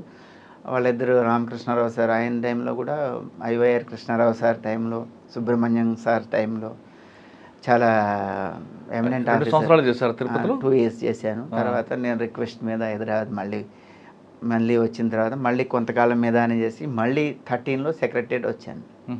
10 years దిగ్విజయంగా సెక్రటరియట్లో 10 సంవత్సరాలు వితౌట్ ఎనీ రిమార్క్. అందరూ నేను సెక్రటరియట్ రిపోర్ట్ చేసే టయానికి తెలంగాణ డిసైడెడ్, తెలంగాణ ఫామ్ చేయడానికి ప్రాసెస్ నడుస్తూ ఉంది. సమైక్య ఆంధ్ర ఉద్యమం నడుస్తూ ఉంది. సమైక్య ఆంధ్ర ఉద్యమం నడిచే ఇన్స్టిట్యూషన్స్లో చాలా ఇష్యూస్ జరిగినాయి ప్రతి దగ్గర, ఎక్సెప్ట్ సెక్రటేరియట్. సెక్రటేరియట్లో మాకు యాక్చువల్గా మేము పీజీ చేస్తున్నప్పుడు మాకు సీనియర్స్, జూనియర్స్, కొలీగ్స్ చాలామంది ఎంప్లాయీస్ ఉండేవారు. లీడర్స్ కూడా నరేంద్రరావు గారు కానీ, మురళీకృష్ణ గారు కానీ, అందరూ చాలా రిలేషన్స్ మాతో బాగుండే. ఎలాంటి ఉద్యమం చేసినా కానీ ఇద్దరు కూడా కాన్ఫిడెంట్ కాకుండా మేము గైడ్ చేసేవాళ్ళం. మీరు ఎట్లా చేస్తేనే మేము ఎలా చేస్తామంటే వాళ్ళు మాకు కోఆపరేట్ చేశారు. ఎటువంటి ఇన్సిడెంట్ లేకుండా ఎంటైర్ తెలంగాణ ప్రాసెస్ కంప్లీట్ అయ్యే వరకు చిన్న ఇన్సిడెంట్ లేకుండా స్మూత్గా హ్యాండిల్ చేశాం. దాంతో అందరూ వన్ అండ్ ఆల్ చాలా అప్రిషియేటెడ్. మా ఆఫీసర్సే గారు జిఐడిలో అప్పుడు శివశంకర్ సార్ ఉండేవారు, సిఎస్ గారు, మహంతి గారు ఉండేవారు. చాలా అప్రిషియేట్ చేశారు ఆ టైంలో. ఒక్క ఇన్సిడెంట్లో మాత్రం అక్కడ టెన్షన్ క్రియేట్ అయింది. అది నాన్ రిలేటెడ్ టు ఈ ఉద్యమం. ఓన్లీ ఎంప్లాయీస్ హౌసింగ్ సొసైటీ ఉండేది, సెక్రటరియట్ ఎంప్లాయీస్ హౌసింగ్ సొసైటీలో 2 గ్రూపులు, తెలంగాణ అండ్ ఆంధ్ర గ్రూప్స్. వాళ్ళలో ఎలక్షన్స్ కండక్ట్ చేయాలని Andhra group, majority group influenced by Andhra ఉంటుంది. ఇప్పుడు ఎలక్షన్స్ కండక్ట్ చేస్తే ఖచ్చితంగా ఆంధ్ర లీడర్సే దానికి బాస్లు అవుతారనే తెలంగాణ వాళ్ళు అబ్జెక్ట్ చేస్తూ ఉన్నారు. ఆ టైంలో వాళ్ళకి ఏదో జనరల్ బాడీ మీటింగ్ పెట్టుకున్నారా, బాడీ మీటింగ్లో గొడవ అయింది. ఇంటర్నల్ ఇష్యూ కాబట్టి, ఎంప్లాయీస్ మధ్య ఇదే కాబట్టి మేము ఇన్వాల్వ్ కాము. అందరూ సెక్రటరియట్ ఎంప్లాయీసే కాబట్టి ఒక వర్గం ఆర్గ్యుమెంట్స్ అయిన తర్వాత తెలంగాణ వాళ్ళు కొంచెం, తెలంగాణ ఎంప్లాయీస్ కొంచెం, అప్పుడు కొంచెం తెలంగాణ ఉద్యమం చాలా మూమెంటం బాగా ఉంది. అందరూ ఎంప్లాయీస్తో మీరు ఎలక్షన్ జరగాలనే హీటెడ్ ఆర్గ్యుమెంట్స్ ఒకరికొకరు పుష్ చేసుకున్న దాకా వచ్చింది. పుష్ చేసుకునే దగ్గర ఏటాల్ డిస్పర్స్ అయ్యారు. ఈ విధంగా జరిగిందని చెప్పేసి సిఎస్ గారికి ఆంధ్ర గ్రూప్ ఎంప్లాయీస్ కంప్లైంట్ చేయడానికి పోయారు. నేను అక్కడే ఉన్నాను. అప్పుడు మురళీకృష్ణ గారు వెళ్ళారు. సిఎస్ గారు అప్పుడు నేను ఇంత టెన్షన్లో కూడా మీతో నవ్వుతా మాట్లాడుతున్న మురళీ గారు అని చెప్పేసి ఆయన అన్నారు. ఆయన మాట్లాడుతుండగానే తెలంగాణ ఎంప్లాయీస్ అంతా కూడా వీళ్ళేదో మా మీద కంప్లైంట్ ఇవ్వడానికి పోయారు. మేము కౌంటర్ కంప్లైంట్ ఇవ్వాలని సిఎస్ దగ్గరికి వచ్చేసి వాళ్ళు గొడవ చేశారు. అప్పుడు ఆ విషయంలో నాకు ఒక సీనియర్ అధికారి ఉండి ఆయన నన్ను మిస్గైడ్ చేయడం వల్ల నేను సిఎస్ గారు పిలిస్తే I'm the regular posted person CSO secretary. ఆయన ఏదో సమ్ ఇష్యూ మీద కొన్ని రోజులు టెంపరీగా పెడితే ఈజ్ హైయర్ ర్యాంక్ దాన్ మీ. ఇప్పుడు సిఎస్ కోపంతో ఉన్నాడు, డోంట్ గో దేర్ అని ఆయన డైరెక్ట్ చేయడం వల్ల నేను ఆయన పిలిచి టైంకి వెళ్ళకపోవడం వల్ల ఆయన సీరియస్ అయ్యి, వీళ్ళు లోపల ఆంధ్ర ఎంప్లాయీస్ ఉన్నారు, బయట ఇలా డోర్ క్లోజ్ ఉంది, అవుట్ సైడ్ నుంచి తెలంగాణ ఎంప్లాయీస్ డోర్ని నాక్ చేస్తూ పైన సీలింగ్ని నాక్ చేస్తూ ఆ సౌండ్ డిస్టర్బ్ చేస్తూ ఉంటే ఆయన ఇరిటేట్ అయ్యి ఆ ఇన్సిడెంట్ మీద సెక్యూరిటీ బ్రీచ్ జరిగింది, ఇక్కడ ఏం చేస్తున్నారు మీ వాళ్ళని డీజీ గారికి కాల్ చేయడం జరిగింది. డీజీ గారు కాల్ చేసి ఆయన రాబోయేసరికి అందరిని నేను ఫాస్టిఫై చేసి ఎటువంటి పంపించాను. ఆ ఇన్సిడెంట్ మాత్రం చాలా, ఎందుకంటే సిఎస్ కంటే హైయెస్ట్ అథారిటీ ఎవరు లేరు ఇక్కడ. ఇప్పుడు ఆయన పిలిచినట్టు నేను వెళ్ళలేకపోయాను. మా బాస్ దీనివల్ల నేను వెళ్ళినట్టయితే ఆయన అంటాడు సిఎస్గా, ఏం చేస్తున్నారు, what are you doing there year అని ఏదన్నా అంటారు. అన్నా నేను ఫేస్ చేయడానికి రెడీగా ఉన్నాను. నన్ను చూస్తే అందరూ డిస్పర్స్ అయిపోతారు. నేను బోనీకరణ చేసిన నాకు గిల్టీ ఫీలింగ్ ఉండేది. బట్ మోర్ ఎవర్ ఆ డీజీ గారు, మా తేజ్దీప్ మేడం ఉన్నారు, అప్పుడు అనురాగ్ శర్మ సార్ డీజీ గారు, తేజ్దీప్ మేడం కాల్ చేస్తే ఆమె రాబోయేసరికి అందరినీ ఫాస్టిఫై చేశాను. అందరిని ఎటువంటి పంపించేసాం. బట్ దాని మీద ఇన్సిడెంట్ మీద ఎంక్వైరీ చేశారు. వాళ్ళ అసోసియేషన్ ఎందుకు రద్దు చేయకూడదని ఇచ్చారు. సెక్యూరిటీ వాళ్ళు మీ మీద మీరు ఎందుకు ఇట్లా చేసినందుకు మీ మీద ఎందుకు యాక్షన్ తీసుకున్నా అన్నారు. తర్వాత అర్థం చేసుకున్నారు అక్కడ సిచ్యువేషను. అదొకటి మాత్రం నేను కొంచెం బ్యాడ్ ఫీల్ అయ్యే ఇన్సిడెంట్. నేను టైమ్లీ నా నా ఆత్మసాక్షి ప్రకారం నేను పనిచేస్తే అది కూడా జరిగి ఉండేది కాదు. అది ఆయన మాట వినడం వల్ల ఆ చిన్న రిమార్క్ ఉందని నాకు బాధ అనిపిస్తూ ఉంటుంది. 10 సంవత్సరాల పీరియడ్లో మీకు అదొక్కటే నేను ఫీల్ అయ్యేది. అది ఇప్పుడు తర్వాత అప్పటికి టెన్షన్ మూమెంట్ ఏదైనా చిన్న అది అనిపిస్తూ ఉంటుంది. అయ్యో సిఎస్ గారు తర్వాత అందరూ నాకు కూడా ఎక్స్ప్లెనేషన్ కాల్ఫర్ చేశారు, చూశారు. ఓకే దీనిలో నువ్వు చేసే ఉందని అంతా కూడా. ఎవరండి సిఎస్ అప్పుడు Mohanty sir, Shivshankar sir political secretary sir, అందరూ కూడా. తర్వాత లేటర్ అని appreciated each and every moment. ఏదన్నా ధర్నాలు కానీ అప్పుడు వైసీపీ ఎమ్మెల్యేస్ వచ్చి పోర్టుకోలో కూర్చొని ధర్నా చేసేవారు యునైటెడ్ స్టేట్లో. నేను లాస్ట్ కాంగ్రెస్ గవర్నమెంట్లో ఉన్నాను. వాళ్ళందరినీ కూడా ఇమ్మీడియట్గా నేనే మనం ఏం చేయాలంటే డెసిషన్ త్వరగా రారు, ఇక్కడ హైయెస్ట్ అథారిటీ కదా, మన డెసిషన్ వీళ్ళు ఎవరు చెప్పకుండా పోలీస్ నుంచి రారు. ఇప్పుడు మనం లిఫ్ట్ చేయాలంటే law and order central zone నుంచి రారు, ఇక్కడ నుంచి ఇన్స్ట్రక్షన్ రాకుండా రారు. సార్ అక్కడ ఎక్కువ టైం ఆడలో పెడితే మీరు మీడియా అంతా మీరు ముందే ఉంటారు, లైవ్ స్టేట్ అంతా లైవ్ ఇస్తూ ఉంటారు. ఎక్కువసేపు ఉంటే న్యూసెన్స్ అవుతుంది సార్. మనం ఏం చేద్దాం అంటే ఇప్పుడు ఏంటంటే ఖచ్చితంగా నా ఐడియా చెప్పి సార్ మీరు ఇది చేస్తే మనకి ప్రాబ్లం లేకుండా ఉండదంటే ఖచ్చితంగా దాన్ని గో హ్యాడ్ అనేవారు శివశంకర్ సార్. అప్పుడు what ever you feel you do it అనేవారు. దాని మీదనే సక్సెస్ఫుల్గా సారు ఆ కోఆర్డినేషన్తో ఎటువంటి ఇన్సిడెంట్స్ లేకుండా, ఎలాంటి ఇన్సిడెంట్ ఉన్న నిమిషాల్లో మేము దాన్ని ఫాసిఫై చేసేవాళ్ళం. నేను నా టైంలో 3-4 మెంబర్స్ సూసైడ్ అటెంప్ట్ చేశారు. మా ఐడి ఒక ఇంటెలిజెన్స్ కానిస్టేబుల్ ఐడి పార్టీ అంటాం, తిరుగుతూ ఉండాలి. ఏమన్నా ఇన్సిడెంట్స్ ఏదన్నా జరగడానికి ఛాన్స్ ఉందా, అలాంటి ఇన్సిడెంట్స్ అన్నీ మాకు నోటీస్కి రావడం.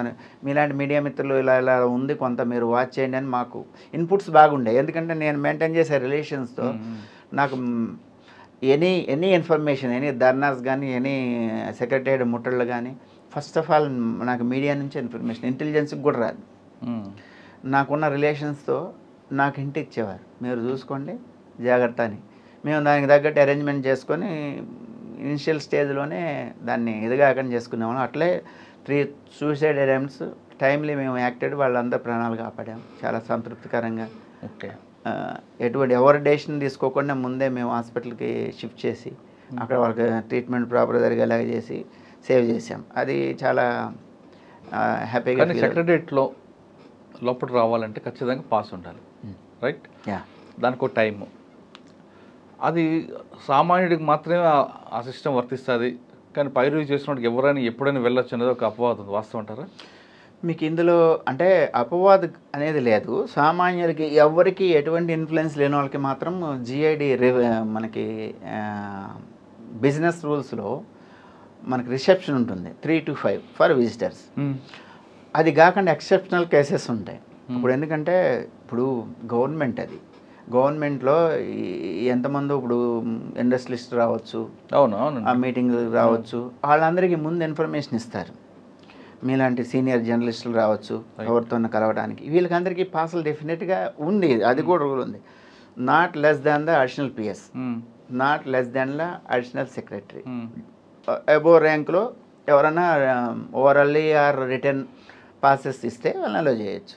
మేము ఈ ఖచ్చితంగా ఈ పాస్ లేకుండా ఎవరిని పంపించేవాళ్ళం కాదు. కొన్ని రెగ్యులర్ పాసెస్ కూడా సెక్రటరియట్లో కొన్ని కాంట్రాక్ట్ చేసేవాళ్ళు, అవుట్ సోర్సింగ్. నిబంధనలన్నీ కేవలం సామాన్యుడికి మాత్రమే అనేది 100%. మరి అందరికీ మీకు ఫ్రీ ఆఫ్ ఇది చేసేస్తే సెక్రటరీలు ఎవరిని వర్క్ చేసుకునేవారు కదా. మరి ఎక్కడి నుంచి దూరం చూస్తారండి, చెప్పగలవాలనుకుంటా. మీకు మోర్ ఎవర్ అలాంటి కేసెస్లో నిజంగా జెన్యూన్ కేసులో వచ్చే సామాన్యులకి ఏసీఎం రిలీఫ్ ఫండ్కో ఏదో ఒక ఆఫీస్ని కలిస్తే నా పని అవద్దనే నా లెవెల్లో నేను డెసిషన్ తీసుకొని నేను నా తరఫున మా పర్సన్స్ని కానిస్టేబుల్ని ఇచ్చి ఏ పేషీలో పని ఉందో ఆ పేషీకి పంపించి కలుస్తానని వాళ్ళని కల్పించి రిజాల్వ్ అయితే రిజాల్వ్ అవుతుంది, లేకపోతే హ్యాపీగా వచ్చాము కలిసామనే సంతృప్తి వెళ్ళేలాగా నేను ఎందుకంటే సెక్రటరీ గేట్ ముందు చాలా మంది కూర్చుంటుంటారు అప్పుడప్పుడు, మాకు లోపల కనిపించట్లేదు అంటూ. కొన్ని సందర్భాల్లో మీరు చూసే వాటిలలో కొన్ని ఉంటాయి, కొన్ని అవి రెగ్యులర్గా వచ్చి ఒకటే ఇరిటేట్ చేసే కేసెస్ ఉంటాయి. అవునా? రిపీటెడ్గా ఏం ఇష్యూ ఉండదు, మెంటల్లీ కొంత డిజార్డర్ ఉంటుంది వాళ్ళ మానసిక స్థితిలో. మాకు ఇక్కడికి వస్తే ఏదో ప్రాబ్లం సాల్వ్ అవుద్ది అనుకుంటారు. కరెంట్ బిల్లుకి సెక్రటరీకి ఏమైనా సంబంధం ఉంటుంది చెప్పండి? నాకు కరెంట్ బిల్లు ఎక్కువ వచ్చింది, ఇక్కడ తగ్గిస్తారని ఇక్కడికి వస్తారు. ఒకసారి తీసుకెళ్ళి ఇక్కడ కాదమ్మా అని చెప్పినవన్నా వినరు. సీఎం కాన్వాయ్కే ఒక లేడీ అడ్డుపట్టడానికి ట్రై చేసింది, ఓల్డ్ సిటీ నుంచి వచ్చింది. నాకు కరెంట్ బిల్ 2000 వస్తుంది, 3000 వస్తుంది, నేను ఒక్కదాన్నే ఉంటానని. మాకు నైట్ టైంలో లేడీ కానిస్టేబుల్స్ కూడా ఉండేవాళ్ళు కాదు. సీఎం గారు కాన్వాయ్ వెళ్తే మేము పట్టుకుంటే మీ మీడియా ముందే సి బ్లాక్ ముందు మీడియా అంతా లైవ్ ఉండేది. మేము అలాంటి దిక్కుతోసిన పరిస్థితుల్లో హాస్పిటల్లో ఫిమేల్ వీళ్ళు సెక్యూరిటీ ఉంటారు, లోకల్ సీఏ గారు చెప్పి మీరు ఫిమేల్ వాళ్ళు పట్టరని లేకుండా సడన్గా వెళ్ళిందంటే ముందు ఆమె అల్లి అడ్డుపడేది పెద్ద ఇష్యూ కాదు, మనం ఆమె ఆపిన దానికి ఫిమేల్ మేల్ ఎట్లా అక్సెప్ట్ చేస్తారని ఇది చేస్తారని చెప్పేసి అలా చేసిన సందర్భాలు ఉన్నాయి. మీరు అనుకున్నట్టుగా ఇప్పుడు కామన్ పీపుల్ నిజంగా జెన్యున్గా ఉన్న వాళ్ళకి డెఫినెట్గా అక్కడ సెక్యూరిటీ లెవెల్లో మేము చాలా హెల్ప్ చేసేవాళ్ళం. ఇట్లే ఇరిటేటింగ్ కేసెస్ ఉంటాయి, వాడి మెంటల్ డిజార్డర్ కొంత ఉంటుంది, అక్కడ ఏదో పని లేకపోయినా పని ఉన్నట్టుగా. కొంతమంది బ్రోకర్లు ఉంటారు కదా, డబ్బులు తీసుకొని కూడా తీసి పంపిస్తుంటారు. నా టైంలో ఆ బ్రోకర్స్ సిస్టమ్ అంతా క్లోజ్ అయిందండి. ఇప్పుడు ఒక సీనియర్ ఆఫీసర్ వెహికల్ వస్తుంది, ఆ డ్రైవరు వాళ్ళ అటెండరు ఏదో డీజిల్కి బయటకు పోతారు, ఆ వెహికల్లో బయట వాళ్ళ దగ్గర పైసలు తీసుకొని ఒక 4 ఎక్కించుకొని లోనికి వస్తారు. అవునా? వస్తే అట్లాంటి కేసుల్లో కూడా పట్టుకొని వాళ్ళ సార్ నోటీస్ తీసుకెళ్ళి వీడు ఈ విధంగా చేస్తున్నాయని వాళ్ళతో చెప్పించి ఇట్లాంటివన్నీ రిస్ట్రిక్ట్ చేసాం. మా టైంలో టోటల్గా రిస్ట్రిక్ట్ చేసాం. అంతకుముందు ఏమన్నా ఉండేదేమో ప్రాక్టీస్, నాకు ఐడియా లేదు, కానీ ఈ అటెండర్లు చేయడానికి ఛాన్స్ ఉంది, ఎందుకంటే సెక్రటరియట్ అది హైయెస్ట్ ఎగ్జిక్యూటివ్ ఇది కాబట్టి డెఫినెట్గా ప్రతి ఒక్కడు ఏదో పని మీద వస్తాడు, ఫైర్ మీద వస్తాడు. మోస్ట్లీ కామన్ పీపుల్ సఫర్ అవ్వడానికి లేకుండా మేము ఫెసిలిటేట్ చేసేవాళ్ళం. ఎప్పుడన్నా ఒక సందర్భంలో కొన్ని సందర్భాల్లో మేము కూడా చేయలేని సందర్భాలు ఉంటాయి. అలాంటి సందర్భాల్లో అయితే అయి ఉండొచ్చు, అయి ఉన్నా కానీ అక్కడ తప్పదు మనకి. మన బిహైండ్ అవర్ 100% కరెక్ట్ చేసామని కూడా చెప్పడానికి లేదు. బిహైండ్ అవర్ ఇది మానవతా దృక్పథంతో చాలా సందర్భాల్లో చాలా బిహైండ్ అవర్ లిమిట్స్ పోయాము. ఎప్పుడు కూడా ఎటువంటి ప్రాబ్లం లేకుండా సక్సెస్ఫుల్. ఇప్పుడు ఒక పేషెంట్ ఉండి వితౌట్ పాస్ లోపల పంపించేది విన్నారు కదా రేర్ కేసులోని, అక్కడ ఆఫీసర్ లోపల ఉన్న ఆఫీసర్ రిసీవ్ చేసుకుంటాడా, లేదంటే నా పర్మిషన్ లేకుండా నువ్వే తెచ్చావు అని ఈగో ఫీలింగ్ తీసుకొస్తారు? జెన్యున్గా వచ్చారనుకోండి, కష్టపడి లోపలికి వస్తాడు. వచ్చినప్పుడు కొందరు చాలామంది కలుస్తారు, కొంతమంది ఆఫీసర్స్ నన్ను పిలుస్తారు, how he has entered into secretariat without pass, investigate and enquiry and report me అంటాడు. అది మీకు చుట్టుకుంటుంది కదా. ఇట్లాంటి సందర్భాలు కూడా ఉండేవి. అలాంటి సందర్భాల్లో వాళ్ళు గుడ్ ఫేత్తో చేసిన వాడికి ఎప్పుడు కూడా ఎటువంటి ప్రాబ్లం రాలేదు. కొన్ని సందర్భాల్లో అలా రిపీట్ కాకుండా చూసుకుంటామని, అంటే మన వాళ్ళు మిస్టేక్ ఉండేది కాదు, ఎవరికి ఒకరు ఓరల్లీ అన్న చెప్తేనే పంపిస్తారు. ఎంటైర్ సెక్యూరిటీ వాళ్ళు డెసిషన్ తీసుకొని ఎవరిని పంపించరు.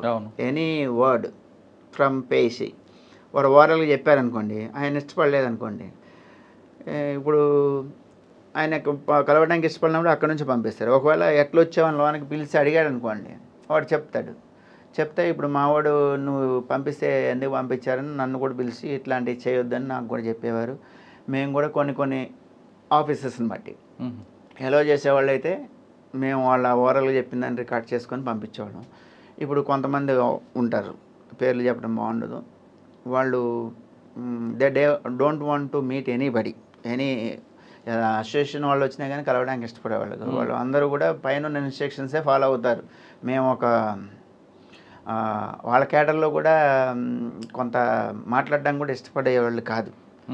అలాంటి వాళ్ళకి మాకు ఐడియా ఉంది కాబట్టి వాళ్ళ దగ్గరికి వచ్చేటప్పుడు మేము థరో స్క్రూటినీతోనే పంపించేవాళ్ళం. మాకు ఎటువంటి ప్రాబ్లం లేకుండా చేశారు. 10 సంవత్సరాలు కంప్లీట్ చేశారు. 10 సంవత్సరాలు. ఓకే. సెక్రటరీ తర్వాత ఇక్కడికి వచ్చారండి? సెక్రటరీ తర్వాత నాకు ఈ కేడర్లో అసిస్టెంట్ కమాండెంట్ కేడర్లో 17 సంవత్సరాలు. నాకు ప్రమోషన్ కోసం వెయిట్ చేయడానికి 17 సంవత్సరాలు పడింది. జనరల్గా 6-7 సంవత్సరాల్లో మా వింగ్లో అందరికి వచ్చినాయి. నా లక్ బాగాలేదు. ఎందుకు అంటే పోస్టులు క్రియేట్ కావాలా, క్రియేషన్ కోసం రిక్వైర్మెంట్ ఉన్నా కానీ గవర్నమెంట్ పాలసీస్లో త్వరగా చేయలేదు. నేను సెక్రటరీ పనిచేస్తున్నప్పటికి కూడా నన్ను అందరూ కూడా అయ్యో ఇన్ని సంవత్సరాల నుంచి ఉంది సింపతి ఉన్నప్పటికి కూడా నాకు హెల్ప్ చేయలేని పరిస్థితిలో ఉన్నారు. ఎందుకంటే పోస్ట్ క్రియేట్గా వేకెన్సీ ఉంటే నాకు ఇమీడియట్గా ఇచ్చేవాళ్ళే. అది కావడానికి టైం పట్టింది. అది అవడంతోనే ప్రమోషన్ వచ్చింది, మార్చిలో వచ్చింది. కమాండెంట్ హెడ్ క్వార్టర్కి వెళ్ళడం జరిగింది. అంతా బుద్ధ భవన్ మా డీజీ ఆఫీస్. అది మొన్న మార్చి నుంచి ఇక్కడ ఉన్నారు. మార్చి బుద్ధ భవన్లో ఉన్నాను. తర్వాత కొత్త సెక్రటరియట్ కట్టిన తర్వాత కూడా స్పెషల్ ప్రొటెక్షన్ ఫోర్స్ నుంచి బెటాలియన్ వాళ్ళకి రీప్లేస్ చేశారు సెక్యూరిటీ కూడా. అది న్యూ బిల్డింగ్, ఎక్కువ స్ట్రెంత్ కావాలి, మాది తక్కువ స్ట్రెంత్ ఉంది. మాది ఓవరాల్గా 2000 అరౌండ్ 2000 ఉంది. అక్కడ వాళ్ళకి సెక్రటరియట్కే 400 + 500 దాకా సెక్యూరిటీ రిక్వైర్మెంట్ ఉంది. అప్పుడున్న సీఎం గారు బెటాలియన్ ఆర్మ్డ్ ఫోర్స్ అయితే బాగుంటుందని చెప్పేసి వాళ్ళని మార్చారు. Still they are struggling. ఎందుకంటే గ్రౌండ్ ఫీల్డ్ లెవెల్లో VR professional force in that duties. వాళ్ళు ఏంటంటే వాళ్ళు ఎక్స్పీరియన్స్డ్, గ్రేహాండ్స్, ఆక్టోపస్ వీటిలలో మంచిగా వెల్ ఎక్స్పీరియన్స్డ్ ఉంటారు. మిగతా ఫోర్స్ అంతా స్టాండ్ బై ఉంటారు. వేరెవర్ బందోబస్తులు ఉన్నా, లేకపోతే ఏదైనా అడిషనల్ థ్రెట్ ఉందన్నా, ఇప్పుడు సెక్రటరియట్కి మనకి సెలవు సెక్రటరియట్ అంటారు, అప్పుడు మన ప్రొటెక్ట్ చేయడానికి వాళ్ళంతా వస్తూ ఉంటారు. ఆ టైప్ ఆఫ్ డ్యూటీస్లో వాళ్ళు ఎంగేజ్ అయి ఉంటారు. బెటాలియన్స్ ఇది వాళ్ళు ఈ టైప్కి అడ్జస్ట్ కావడానికి కొంచెం, ఇప్పుడు ఏంటంటే సెక్రటరియట్ అనేది చాలా మహాసముద్రం. రికగ్నైజ్ చేయాలా స్మూత్గా. ఒకరిని ఆపితే ఐడెంటిటీ అడిగితే కష్టం, ఒకరిని ఆపకపోతే కష్టం. ఎవరిని ఆపాలి ఎవరిని ఆపకూడదని బై ఎక్స్పీరియన్స్ వస్తుంది. అది ఇప్పుడు మీరు ఉన్నారు అని నోట్ అయిపోతారు. మా వాళ్ళు అంటే త్వరగా గ్రాస్ప్ చేస్తారు, ఎందుకంటే రెగ్యులర్గా ఉంటారు. వీళ్ళు ఏంటంటే వాళ్ళ స్ట్రక్చర్లో రొటేట్ అవుతూ ఉంటారు. 3 బెటాలియన్స్ ఉన్నారు, రొటేట్ అవుతూ ఉంటారు. ఆ స్ట్రక్చర్కి వీళ్ళు కింద లెవెల్లో వాళ్ళు కాన్సన్ట్రేట్ చేయడానికి చేయలేకపోతున్నారు. దాంతో కొద్దిగా అక్కడ మా అంత స్మూత్గా జరగట్లేదని మా అభిప్రాయం. మేము చెప్తున్న పోస్ట్ డిప్లొమాటిక్గా ఉండాలండి. ఎస్, వచ్చిన వాళ్ళు ఐఏఎస్ ఆఫీసర్స్ ఉంటారు, సీనియర్ ఐఏఎస్లు ఉంటారు. నన్ను ఆపుతావా, ఆపుతావా అని ఒకరు అంటారు. Yes, okay. ఆపిన తర్వాత ఇచ్చే గెస్ట్ కూడా రఫ్గా మాట్లాడతాడు. ఒకవేళ మీరు హార్ష్గా మాట్లాడితే తిరిగి మీ మీదే బాణాలు పడుతుంటాయి. ఒకవేళ కరెక్ట్గా చేయకపోతే ఆఫీసర్ కూడా మాట్లాడుతూ ఇన్ని రకాల ఇష్యూస్ ఉంటుంటాయి. మీరు అన్నట్టుగా ఆర్మ్డ్ ఫోర్స్కి పబ్లిక్తో ఇంటరాక్ట్ తక్కువ ఉంటుంది కాబట్టి కొంచెం ఇబ్బందిగా ఉంటుంది. ఎక్స్పీరియన్స్ మాకు ఎక్కువ ఉంటుంది. కానీ మీరు 10 సంవత్సరాలు చేస్తున్నప్పుడు ఈ డిప్లొమాటిక్ జాబులు ఏంటి, మీకు ఒక కేసు చెప్పండి ఒకటి. నాకు మీ మీడియాతోనే నాకు గొడవ అయ్యేది. నేను ఒకసారి మనకి ఈ పవర్ ఇష్యూస్ మీద మీటింగ్ కాల్ఫర్ చేశారు ఫస్ట్ టెన్యూర్లో. మనకి అప్పుడు సిఎస్ గారు వస్తూ ఉన్నారు. మీడియా వాళ్ళందరినీ కూడా ఇన్వైట్ చేశారు ఆ మీటింగ్కి. పవర్ క్రైసిస్ మీద మనకి అప్పుడు ఛత్తీస్గఢ్ నుంచి కొనలే, ఇంకా మనం తీసుకోవడానికి మనకి రిక్వైర్మెంట్ ఎంత ఉంటుంది. అప్పుడు యునైటెడ్ స్టేట్లో కిరణ్ కుమార్ రెడ్డి గారు కామెంట్ చేశారు కదా, మనకి అంధకారమే తెలంగాణ ఫామ్ అవుతాయని. బాగా ఫోకస్ చేసే టైంలో జర్నలిస్టులు అందరినీ పిలిచారు. పిలిచినప్పుడు వీళ్ళంతా అఫీషియల్స్ వెళ్తున్నప్పుడు ఒక 2 నిమిషాలు ఆగండి మీరు. వాళ్ళకి సిపి అప్పుడు Mahender Reddy sir, Anjani Kumar sir CP ఉన్నారు,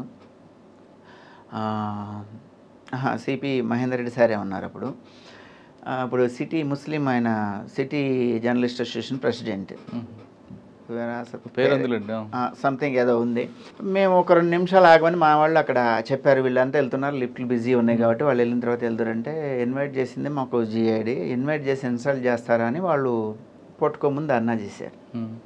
ఇది చాలా అంటే ఆ సందర్భంలో ఎంత కన్విన్స్ చేసినా కానీ కాలే. నేను వెరీ సారీ అండి, మా వాళ్ళు తెలియక ఇప్పుడు లిఫ్ట్ ఖాళీ ఉండదని మీరు ఇన్కన్వీనియంట్ ఫీల్ అవుతారు, 1 నిమిషం ఎక్కడ ఆగమని చెప్పారు, మీరు దాంతో మీరు చాలా అట్ అయినట్టున్నారు, వెరీ సారీ అంటే కన్విన్స్ అయ్యారు. సిపి గారు అప్పుడు మహేందర్ రెడ్డి సార్ కూడా చెప్పారు, ఫైనల్ కన్విన్స్ అయ్యారు. తర్వాత నాకు బెస్ట్ ఫ్రెండ్ అయ్యారు ఆయన. ఎప్పుడు వచ్చినా కానీ మీరుంటే మాకు ఎటువంటి ఇష్యూస్ రావండి ఇక్కడ. సరే, అదొక ఇష్యూ కాకుండా సాధారణంగా మీడియా వాళ్ళే అనుకుందాం, లేదా పార్టీ కార్యకర్తలు మీరు ఆపుతారు. మీరు ఆపినప్పుడు మిమ్మల్ని ఇరిటేట్ చేసేది మాట్లాడుతుంటారు, వీడియో ఆపేది నాకు పలానా తెలుసు, XYZ తెలుసు అని. ఎంత ఇరిటేట్ చేస్తుంటే ఎప్పుడో ఒక దగ్గర పరిస్థితి అయినప్పుడు అటువంటి యాక్షన్ రెండు జరుగుతుంటాయి. మేము అలాంటి దానికి రానిచ్చేవాళ్ళం కదా. ఇప్పుడు టీఆర్ఎస్లో అప్పుడు జూబ్లీ హిల్స్ కంటెస్టెడ్ ఎమ్మెల్యే వచ్చారు, సమ్ రెడ్డి గారు ఎవరు ఉన్న పేరు మర్చిపోయాను. గేట్ దగ్గరికి వచ్చారు.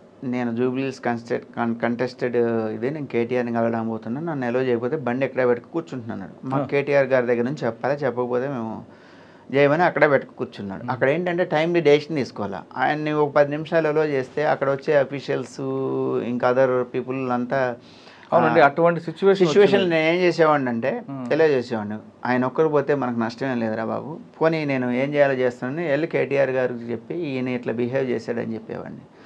అక్కడ నుంచి ఆయన చెప్పేవారు, అంటే ఎగ్జాంపుల్ అట్లా ఆయన ట్రీట్మెంట్ ఇచ్చేవారు. ఎవరు అట్లాంటి రిపీట్. ఒకసారి ఇట్లే మీకు కేటీఆర్ గారు హానరోరియం ఇచ్చారు సర్పంచ్లందరికీ కూడా, పెంచారు ఏదో సంథింగ్. వాళ్ళందరూ కూడా థ్యాంక్స్ చెప్పడానికి రాష్ట్ర వ్యాప్తంగా ఉన్న సర్పంచుల సంఘం అధ్యక్షులు సర్పంచులు అందరూ వచ్చారు. సర్పంచులు అంటే అంతా కూడా గవర్నమెంట్ ఫాలోవర్సే ఉంటారు కదా, అపోజిషన్ పార్టీ వాళ్ళు ఉంటారు కదా. మేము అందరినీ ఎంతమందిని మేము పంపించాం, మా రూల్స్ ప్రకారం మీకు ఒక దీని మీద వస్తే ఒక 5 మెంబర్స్ పంపిస్తామంటే కేటీఆర్ గారు పర్సనల్గా సిఎస్ఓ గారు allow them, no issue, no problem, will take care అన్నాడు. అందరినీ కమలాసన్ రెడ్డి సార్ ఉన్నారు సెంట్రల్ జోన్ డీసీపీ గారు, అందరినీ ఎలో చేశాం. ఎలో చేసిన తర్వాత అందరూ వచ్చారు, అందరికీ థ్యాంక్స్ చెప్పారు. అందరూ ఆయనకి కొందరు సన్మానం చేశారు, కొందరేమో డిమాండ్స్ పెట్టారు. వచ్చిన తర్వాత అక్కడికి వెళ్ళి కొంతమంది కొన్ని డిమాండ్స్ ఏవి అడిగారు. వాళ్ళు అవన్నీ కావని చెప్పేసరికి బయటకు వచ్చి అవుట్ గేట్ దగ్గర ధర్నా చేశారు. మరి మేము చెప్తే మీరు మమ్మల్ని ఎలో చేయమన్నారు సార్, ఇప్పుడు ఇలా జరిగిందంటే సారీ అండి, కమలాసన్ రెడ్డి గారికి నాకు ఆయన లెవెల్లో మాకు సారీ చెప్పాలి, డైరెక్షన్స్ ఇవ్వచ్చు, లిప్ దెమ్ అని. ఆయన సంస్కారం అది, కేటీఆర్ గారిది. సారీ అండి ఇలా జరుగుద్ది అనుకోలేదు, మీరు ఏం చేయాలో అది చేయండి అన్నారు. మేము వాళ్ళని కూడా డిస్టర్బ్ చేయకుండా ఇప్పుడు వాళ్ళని ఇప్పుడు పిలిచారు కేటీఆర్ గారు, వాళ్ళని ఇప్పుడు మనం లిఫ్ట్ చేస్తే ఇది అయిపోతుంది. వాళ్ళు కూడా ఏంటంటే మనకి వేకి అబ్స్ట్రక్ట్ చేయకుండా కూర్చోబెట్టాం.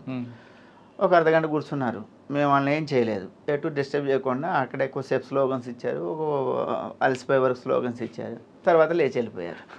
మేము అలా డీల్ చేసేవాళ్ళం. ఇప్పుడు వాళ్ళని మేము లిఫ్ట్ చేయబోయామనుకోండి, డౌన్ పోలీస్, గవర్నమెంట్ని డౌన్ అంటాం, ఇలాంటివి జరుగుతూ ఉండేవి. అలా చాలా స్మూత్గా హ్యాండిల్ చేసేవాళ్ళం. హోమ్ గార్డ్స్ కూడా ఒకసారి అలానే చేశారు.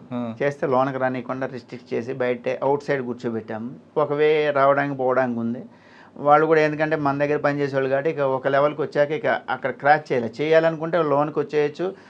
సి బ్లాక్ ముందు కూడా ధర్నా చేసేవాళ్ళు. ఒక ర్యాలీ లాగా వచ్చారు ఇందిరా పార్క్ ట్యాంక్ బండ్ నుంచి. వస్తున్నప్పుడు అప్పటికి నోయల్ డేవిస్ సార్ అప్పుడే వచ్చారు సెంట్రల్ జోన్ డీసీపీగా. నేను సార్ ఊరికి వచ్చాడు, నేనున్నా, మా ఇంకెవ్వరు లేరు, ఫోర్స్ లేదు, అంటే వీళ్ళు వచ్చేది మన వాళ్ళే కదా అనే దీంతో ఈ అరేంజ్మెంట్ చేసుకోలేదు. వాళ్ళు ఫోర్సబుల్లీ ఎంటర్ అవ్వాలంటే అవ్వచ్చు. మహంతి సారు ఒకరు వచ్చారు, అప్పుడు ఆయన సిసిఎస్లో ఉన్నారు, ఆయన వచ్చారు. ఆయన కూడా డ్రెస్ ఇక్కడ తెచ్చుకొని వేసుకున్నారు సెక్రటరీకి. అది ఈవినింగ్ టైంకి వచ్చారు 4:30కి. మా మేడం ఏం చేయమంటా ఉంది, ఎవరు తేజ్దీప్ మేడం ఉన్నారు. మేడంకి ఇన్ఫామ్ చేసి ఇలా జరుగుతుంది మేడం, అందరూ టెస్టిఫై చేయడానికి వచ్చారు, కాకపోతే అందరినీ కన్విన్స్ చేసి కూర్చోబెట్టాం, నేను కూడా రానని వచ్చేసింది. అందరూ వీళ్ళకంటే తర్వాత వచ్చారు అందరూ. కానీ వాళ్ళు ఏంటంటే ఎవరు కూడా ముందుకు రాలేదు, పబ్లిక్ వీధికి అబ్స్ట్రక్ట్ కాలేదు, వాళ్ళని వదిలేసాం. 4:30 నుంచి సిటీలో ఉన్న వాళ్ళందరినీ మాకు ఆఫీసర్స్ దగ్గర డ్రైవర్లు ఇలా చేయొద్దురా, ఇది పద్ధతి కాదు, మీకు మంచిది కాదు, ఇది మీ డిమాండ్స్ అన్నీ సార్ చూస్తా అన్నారు, మీరు ఇలా చేయడం కరెక్ట్ కాదంటే సిటీలో పనిచేసే వాళ్ళు అందరూ కూడా ఒక 60-70% అంతా డిస్పర్స్ అయిపోయారు. అవుట్ సైడ్ నుంచి వచ్చిన వాళ్ళు వాళ్ళకి తెలియదు కదా, ఇక్కడ వాళ్ళకి వచ్చే కూర్చున్నారు. 8:30, 9 దగ్గర కూర్చున్నాక ఒక్కొక్కరు మరి బయట నుంచి వచ్చిన వాళ్ళు వెళ్ళిపోవాలి కదా, మెల్లమెల్లగా వెళ్ళిపోయారు. ఒక 7-8 మంది ఉన్నారు. ఏంట్రా వరం మీరంటే సార్ మేము కూడా వెళ్ళిపోతామని వెళ్ళిపోయారు.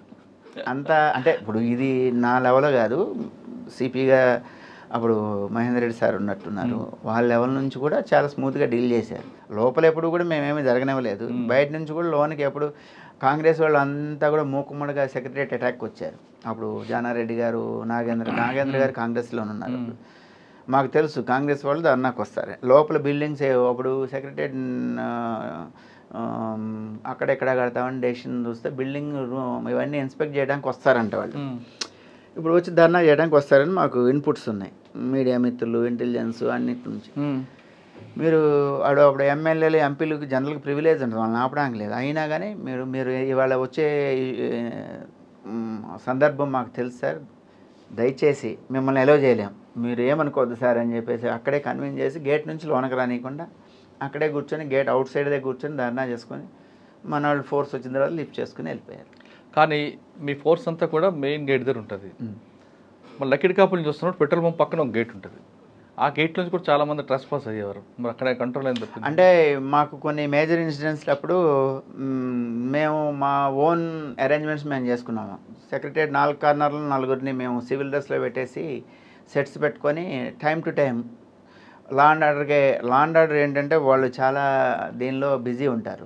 ఇప్పుడు వాళ్ళకి చాలా ఉన్నాయి, హైయర్ ఎడ్యుకేషన్ ఉంది, కొంచెం ధర్నా పాయింట్ చాలా ఉన్నాయి మనకి, పర్టికులర్గా సైఫాబాద్ పిఎస్ వాళ్ళు ఒక పాయింట్లోనే ఉండడానికి లేదు. మేము ఇవన్నీ కాన్సన్ట్రేషన్ చేసి సెక్రటరియట్కి వస్తున్నారంటే మేము వాళ్ళని అలర్ట్ చేసేవాళ్ళం. అలర్ట్ చేస్తే ఆ కార్నర్ కూడా వాళ్ళు బ్లాక్ చేసేవాళ్ళు. ఎక్కువ సందర్భాలు ఎప్పుడన్నా చిన్న చిన్న ఇన్సిడెంట్స్ 4-5 వచ్చేదాని మీద మేము కాన్సన్ట్రేట్ చేయలేకపోయేవాళ్ళం, అది గేట్ దగ్గర ఆపేసేవాళ్ళం. ఎటువంటి దీనిలోనూ రిమార్క్స్ లేకుండా అయితే చేయగలిగాం. కానీ ఒకసారి పంపించిన తర్వాత మాత్రం కేటీఆర్ మీకు సారీ చెప్పారు. అప్పుడు కమల్ హాసన్ రెడ్డి సార్ని మమ్మల్ని పిలిచి ఇలా జరుగుద్ది అనుకోలేదండి, సారీ మీరు చూడండి అంటే మేము స్మూత్గా హ్యాండిల్ చేసి పంపించాము. తర్వాత మళ్ళీ అడిగారా చాలా స్మూత్గా డీల్ చేశారు అని? తర్వాత కూడా ఆయన అప్రిషియేట్ చేశారు, పంపించేసాం సార్ అని. తర్వాత చెప్తే ఓకే గుడ్ వర్క్ డన్ అని ఆయన కూడా అప్రిషియేట్ చేశారు. చాలా ఇట్లాంటివి చాలా ఉన్నాయిలేండి. ఇంకంతా కూడా అక్కడ ఇష్యూ జరిగేది, దాన్ని జర్నలిస్టులతో కూడా చాలా. ఇప్పుడు ఎందుకంటే మీరు ఒక సిఎస్ దగ్గరికి వెళ్తే ఆయన పిలిచి కూర్చోబెట్టి మీకు రెస్పెక్ట్ ఇస్తాడు. గేట్ దగ్గర కానిస్టేబుల్ని మీరు సిఎస్ రెస్పెక్ట్ నాకు ఇస్తాడే, నాకు గేట్ దగ్గర కానిస్టేబుల్ ఇవ్వడే అని చాలామంది సెక్రటరియట్కి వచ్చేవాళ్ళు అంతా సీనియర్ మోస్ట్ ఉండేవాళ్ళు, వాళ్ళు ఫీల్ అవుతూ ఉండేవాళ్ళు. వాళ్ళని నేను ఐడెంటిఫై చేసేవాడిని. అంటే సిఎస్ దగ్గర దొరికిన గౌరవాన్ని కానిస్టేబుల్ ఎక్స్పెక్ట్ చేయడం తప్పు కదండి. తప్పంటే ఈగో అండి. ఇప్పుడు ఈగో వాళ్ళ డ్యూటీ వాళ్ళు చేస్తున్నారనే భావంతో చూస్తే అది ఉండదు. ఒకవేళ మీరు చేయకపోతే ఆయన సస్పెండ్ అవుతాడు కదా.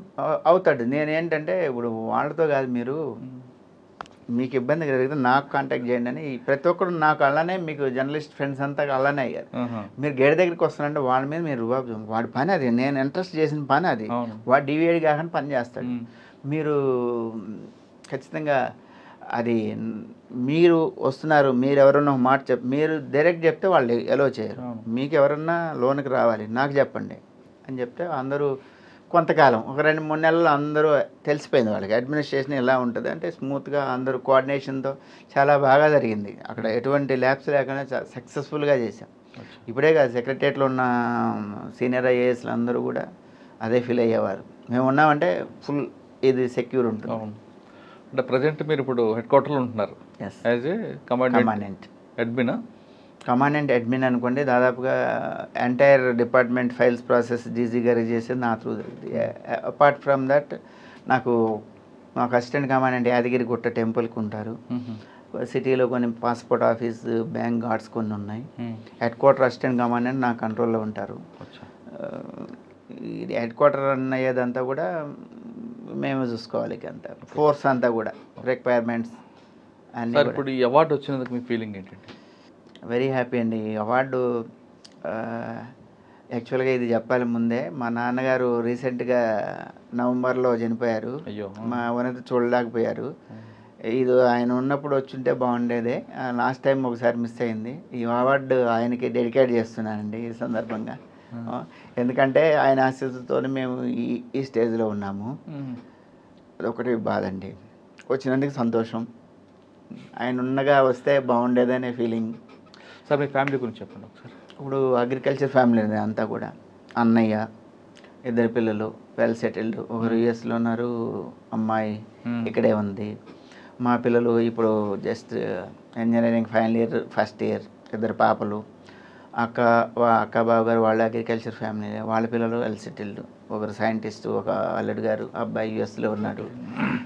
సిస్టర్ పిల్లలు వాళ్ళు కూడా, ఓకే, అమ్మాయి యుఎస్లో ఉంది, వాడు సాఫ్ట్వేర్. అందరూ వెల్ సెటిల్డ్, అందరూ బాగానే ఉన్నారు అంతా కూడా. కానీ అవార్డు నాన్నగారు ముందు వచ్చుంటే ఇంకా బాగుండేదని నా ఫీలింగ్. మా ఉన్నతిని ఆయన చూస్తే మాకు సంతోషం ఉండేది, ఆయన హ్యాపీ ఫీల్ అయ్యేవారే. అదొక బాధ. సార్ ఫైనల్గా చెప్పండి, పోలీస్ డిపార్ట్మెంట్ రావాలనుకున్న వాళ్ళకి లా అండ్ ఆర్డర్ వైపు వెళ్ళమంటారా, ఎస్పీఎఫ్కి రమ్మంటారా, ఆర్మడ్కి వెళ్ళమంటారా? ఇప్పుడు దేని మీద వెళ్ళినా దాన్ని నీ వ్యక్తిత్వంతో దాన్ని షైన్ చేయొచ్చండి. ఇప్పుడు నేను ఆఫ్టర్ ఆల్ నా చేతిలో ఫోకల్ నాన్ ఫోకల్ ఏముండదు, డిపెండ్స్ ఆన్ పర్సనాలిటీ. నువ్వు సర్వీస్ చేయాలనుకుంటే లా అండ్ ఆర్డర్లో నువ్వు లా అండ్ ఆర్డర్ కంట్రోల్ చేసుకుంటూ నీ పరిధిలో ఉన్న వాళ్ళందరికీ ఎక్కువ రియల్ సర్వీస్ ఇవ్వడానికి ఎక్కువ స్కోప్ ఉంటుంది. నీ పరిధిలో లా అండ్ ఆర్డర్లో కాకుండా ఏఆర్లో కానీ టీఎస్ఎస్పీలో కానీ ఎస్పీఎఫ్లో కానీ లిమిటెడ్ రోల్స్ ఉంటాయి. లిమిటెడ్ రోల్లో కూడా నువ్వు షో చేసుకుంటే ఏదైనా ఒకటండి, జాబ్ ఈక్వల్ స్కేల్ నువ్వు ఫీల్ కావాలి. ఏదైనా ఒకటే, మనం చేసేది డైరెక్ట్గా ఇండైరెక్ట్గా స్టేట్కి కంట్రీకి ఉపయోగపడేలాగా మన బిహేవియర్ ఉండాలి, అలానే పనిచేయాలి. అందులో ఉంటే బాగుండేది, ఇందులో ఉండటం వల్ల నేను బాగలేకపోయినది ఆ రిగ్రెట్స్ ఉండొద్దు. ఖచ్చితంగా దేన్నైనా డెడికేటెడ్గా పనిచేయాలనేదే నా ఉద్దేశం. ఇప్పుడు ఉన్నది నీ టాలెంట్, నీకు రాలేదు బాధపడవద్దు, ఉన్నదాంతో హ్యాపీగా దానిలో నువ్వు అచీవ్ కావచ్చు. ఏమైనా కానీ నీ స్కిల్ డెవలప్ చేసుకో. స్కిల్ అండి ఎక్కడున్నా కానీ ఎందులో ఉన్నా స్కిల్ డెవలప్ చేసుకుంటే స్కిల్కి రెస్పెక్ట్ ఉంటుంది. లా అండ్ ఆర్డర్లో అయినా ఏఆర్లో అయినా ఏపీఎస్పీలో అయినా నీ పని నేర్చుకో, ఒళ్ళు దాచుకోకుండా పని చేయి. రాష్ట్రం కోసం నా వంతుగా నా కృషి, నీ వంతుకి నువ్వు కృషి చేస్తే డెఫినెట్గా నువ్వు బాగుంటావు, నీ రాష్ట్రం బాగుంటుంది, చుట్టుపక్కల ఉన్న వాళ్ళందరూ బాగుంటారు. అలా కాకుండా నీ స్వార్థంతో పనిచేస్తే నీకు టెంపరీగా బెనిఫిట్ ఉండొచ్చు కానీ లాంగ్ రన్లో నీకు నీ ఫ్యామిలీకి అది బాగుండదు, అది ఎప్పుడు హెల్ప్ కాదు. అది ఆ నమ్మకంతో అదే మా నాన్నగారు నేర్పిన, మా ఫ్యామిలీ పెంచిన దీనిలో ఈ డెఫినెట్గా ఈ వాల్యూస్ మాత్రం నేను ఎక్కడ డివియేట్ గాను, ఆ వాల్యూస్తోనే పనిచేస్తాను. అందుకోసం ఎంతమంది నేను వచ్చి నియర్లీ దగ్గర 8-9 నెలలు అయినా కానీ సెక్రటరియట్లో మీరు లేని లోటు మాకు కనిపిస్తుందని ఎప్పటికీ అంటున్నారంటే మేము ఆ వాల్యూస్ మెయింటైన్ చేస్తూ బ్యాలెన్స్ ఆఫ్ డ్యూటీస్ అన్నీ చేస్తుండబట్టి ఆ రికగ్నేషన్ వచ్చిందని నేను ఫీల్ అవుతున్నా. దానికి ఇంత కష్టపడ్డందుకు ఈ రివార్డ్ వచ్చింది. ఈ దగ్గరగా 1,00,000 మంది ఫోర్స్లో ఒకటిగా ఈ ఇయర్లో మా ఫోర్స్లో ఉన్న 2,000 మందిలో మాకు ఒకరికి వచ్చిందంటే మేము గర్వంగానే ఫీల్ అవుతున్నాం. మేము చేసిన హార్డ్ వర్క్కి, డెడికేషన్, సిన్సియారిటీకి గుర్తింపుగా మేము ఫీల్ అవుతున్నాం. దీనికి తెలంగాణ ప్రభుత్వానికి ప్రత్యేక ధన్యవాదాలు తెలియజేస్తున్నాను. పోలీస్ డిపార్ట్మెంట్ రండి, వచ్చిన వాళ్ళు ఫోకల్ నాన్ ఫోకల్ అని కాకుండా మీరు ఇంటర్వ్యూలో ఏ సెలెక్ట్ అవుతారో ఆ సెలెక్ట్ పోస్టులో ఖచ్చితంగా పనిచేయండి. కానీ ఇక్కడ సివిల్, లా అండ్ ఆర్డర్ లేదా ఆర్మీడ్, ఎస్పీఎఫ్ అని కాకుండా మీకు పనిచేసిన ఏ ప్లేస్ అయినా సరే మీ స్కిల్ చూపించి దాని విలువలు కాపాడితే ఖచ్చితంగా మీకు గుర్తింపు ఉంటుంది అంటున్నారు త్రినాథ్ గారు. ఆయన చిన్న కుటుంబంలో పుట్టి టీచర్ అవ్వాల్సిన వ్యక్తి పోలీస్ వైపు వచ్చారు. కానీ పోలీస్ అనగానే అందరూ కూడా లా అండ్ ఆర్డర్ చూడాలనుకుంటారు. కానీ అతనికి బై ఛాన్స్ వచ్చిన జాబ్లో ఎస్పీఎఫ్లో తన టాలెంట్ ప్రూవ్ చేపట్టి ఈరోజు ప్రెసిడెంట్ మెడల్కి, సెంట్రల్ గవర్నమెంట్ మెడల్కి అని అప్రూవ్ అయ్యారు. ఖచ్చితంగా మనం పని చేయాలనుకుంటే ఏ పోస్ట్ అని కాదు, ఆ పోస్ట్కి మన వల్ల విలువ రావాలి, కానీ పోస్ట్ వల్ల మనకు కాదన్నది త్రినాథ్ గారి యొక్క టాలెంట్, ఆయనకు ఒక మోడల్. ఇది ఈ వారం త్రినాథ్ గారితో ఎక్స్క్లూజివ్ ఇంటర్వ్యూ. వచ్చే వారం మరొక ఇష్టం మళ్ళీ కలుద్దాం. అంతవరకు నమస్తే. Thank you sir. Thank you very much. All the best. ఇంకా మంచి అవార్డు తెచ్చుకొని థ్యాంక్ యూ వెరీ మచ్, మంచి పేరు తెచ్చుకో. Thank you very much.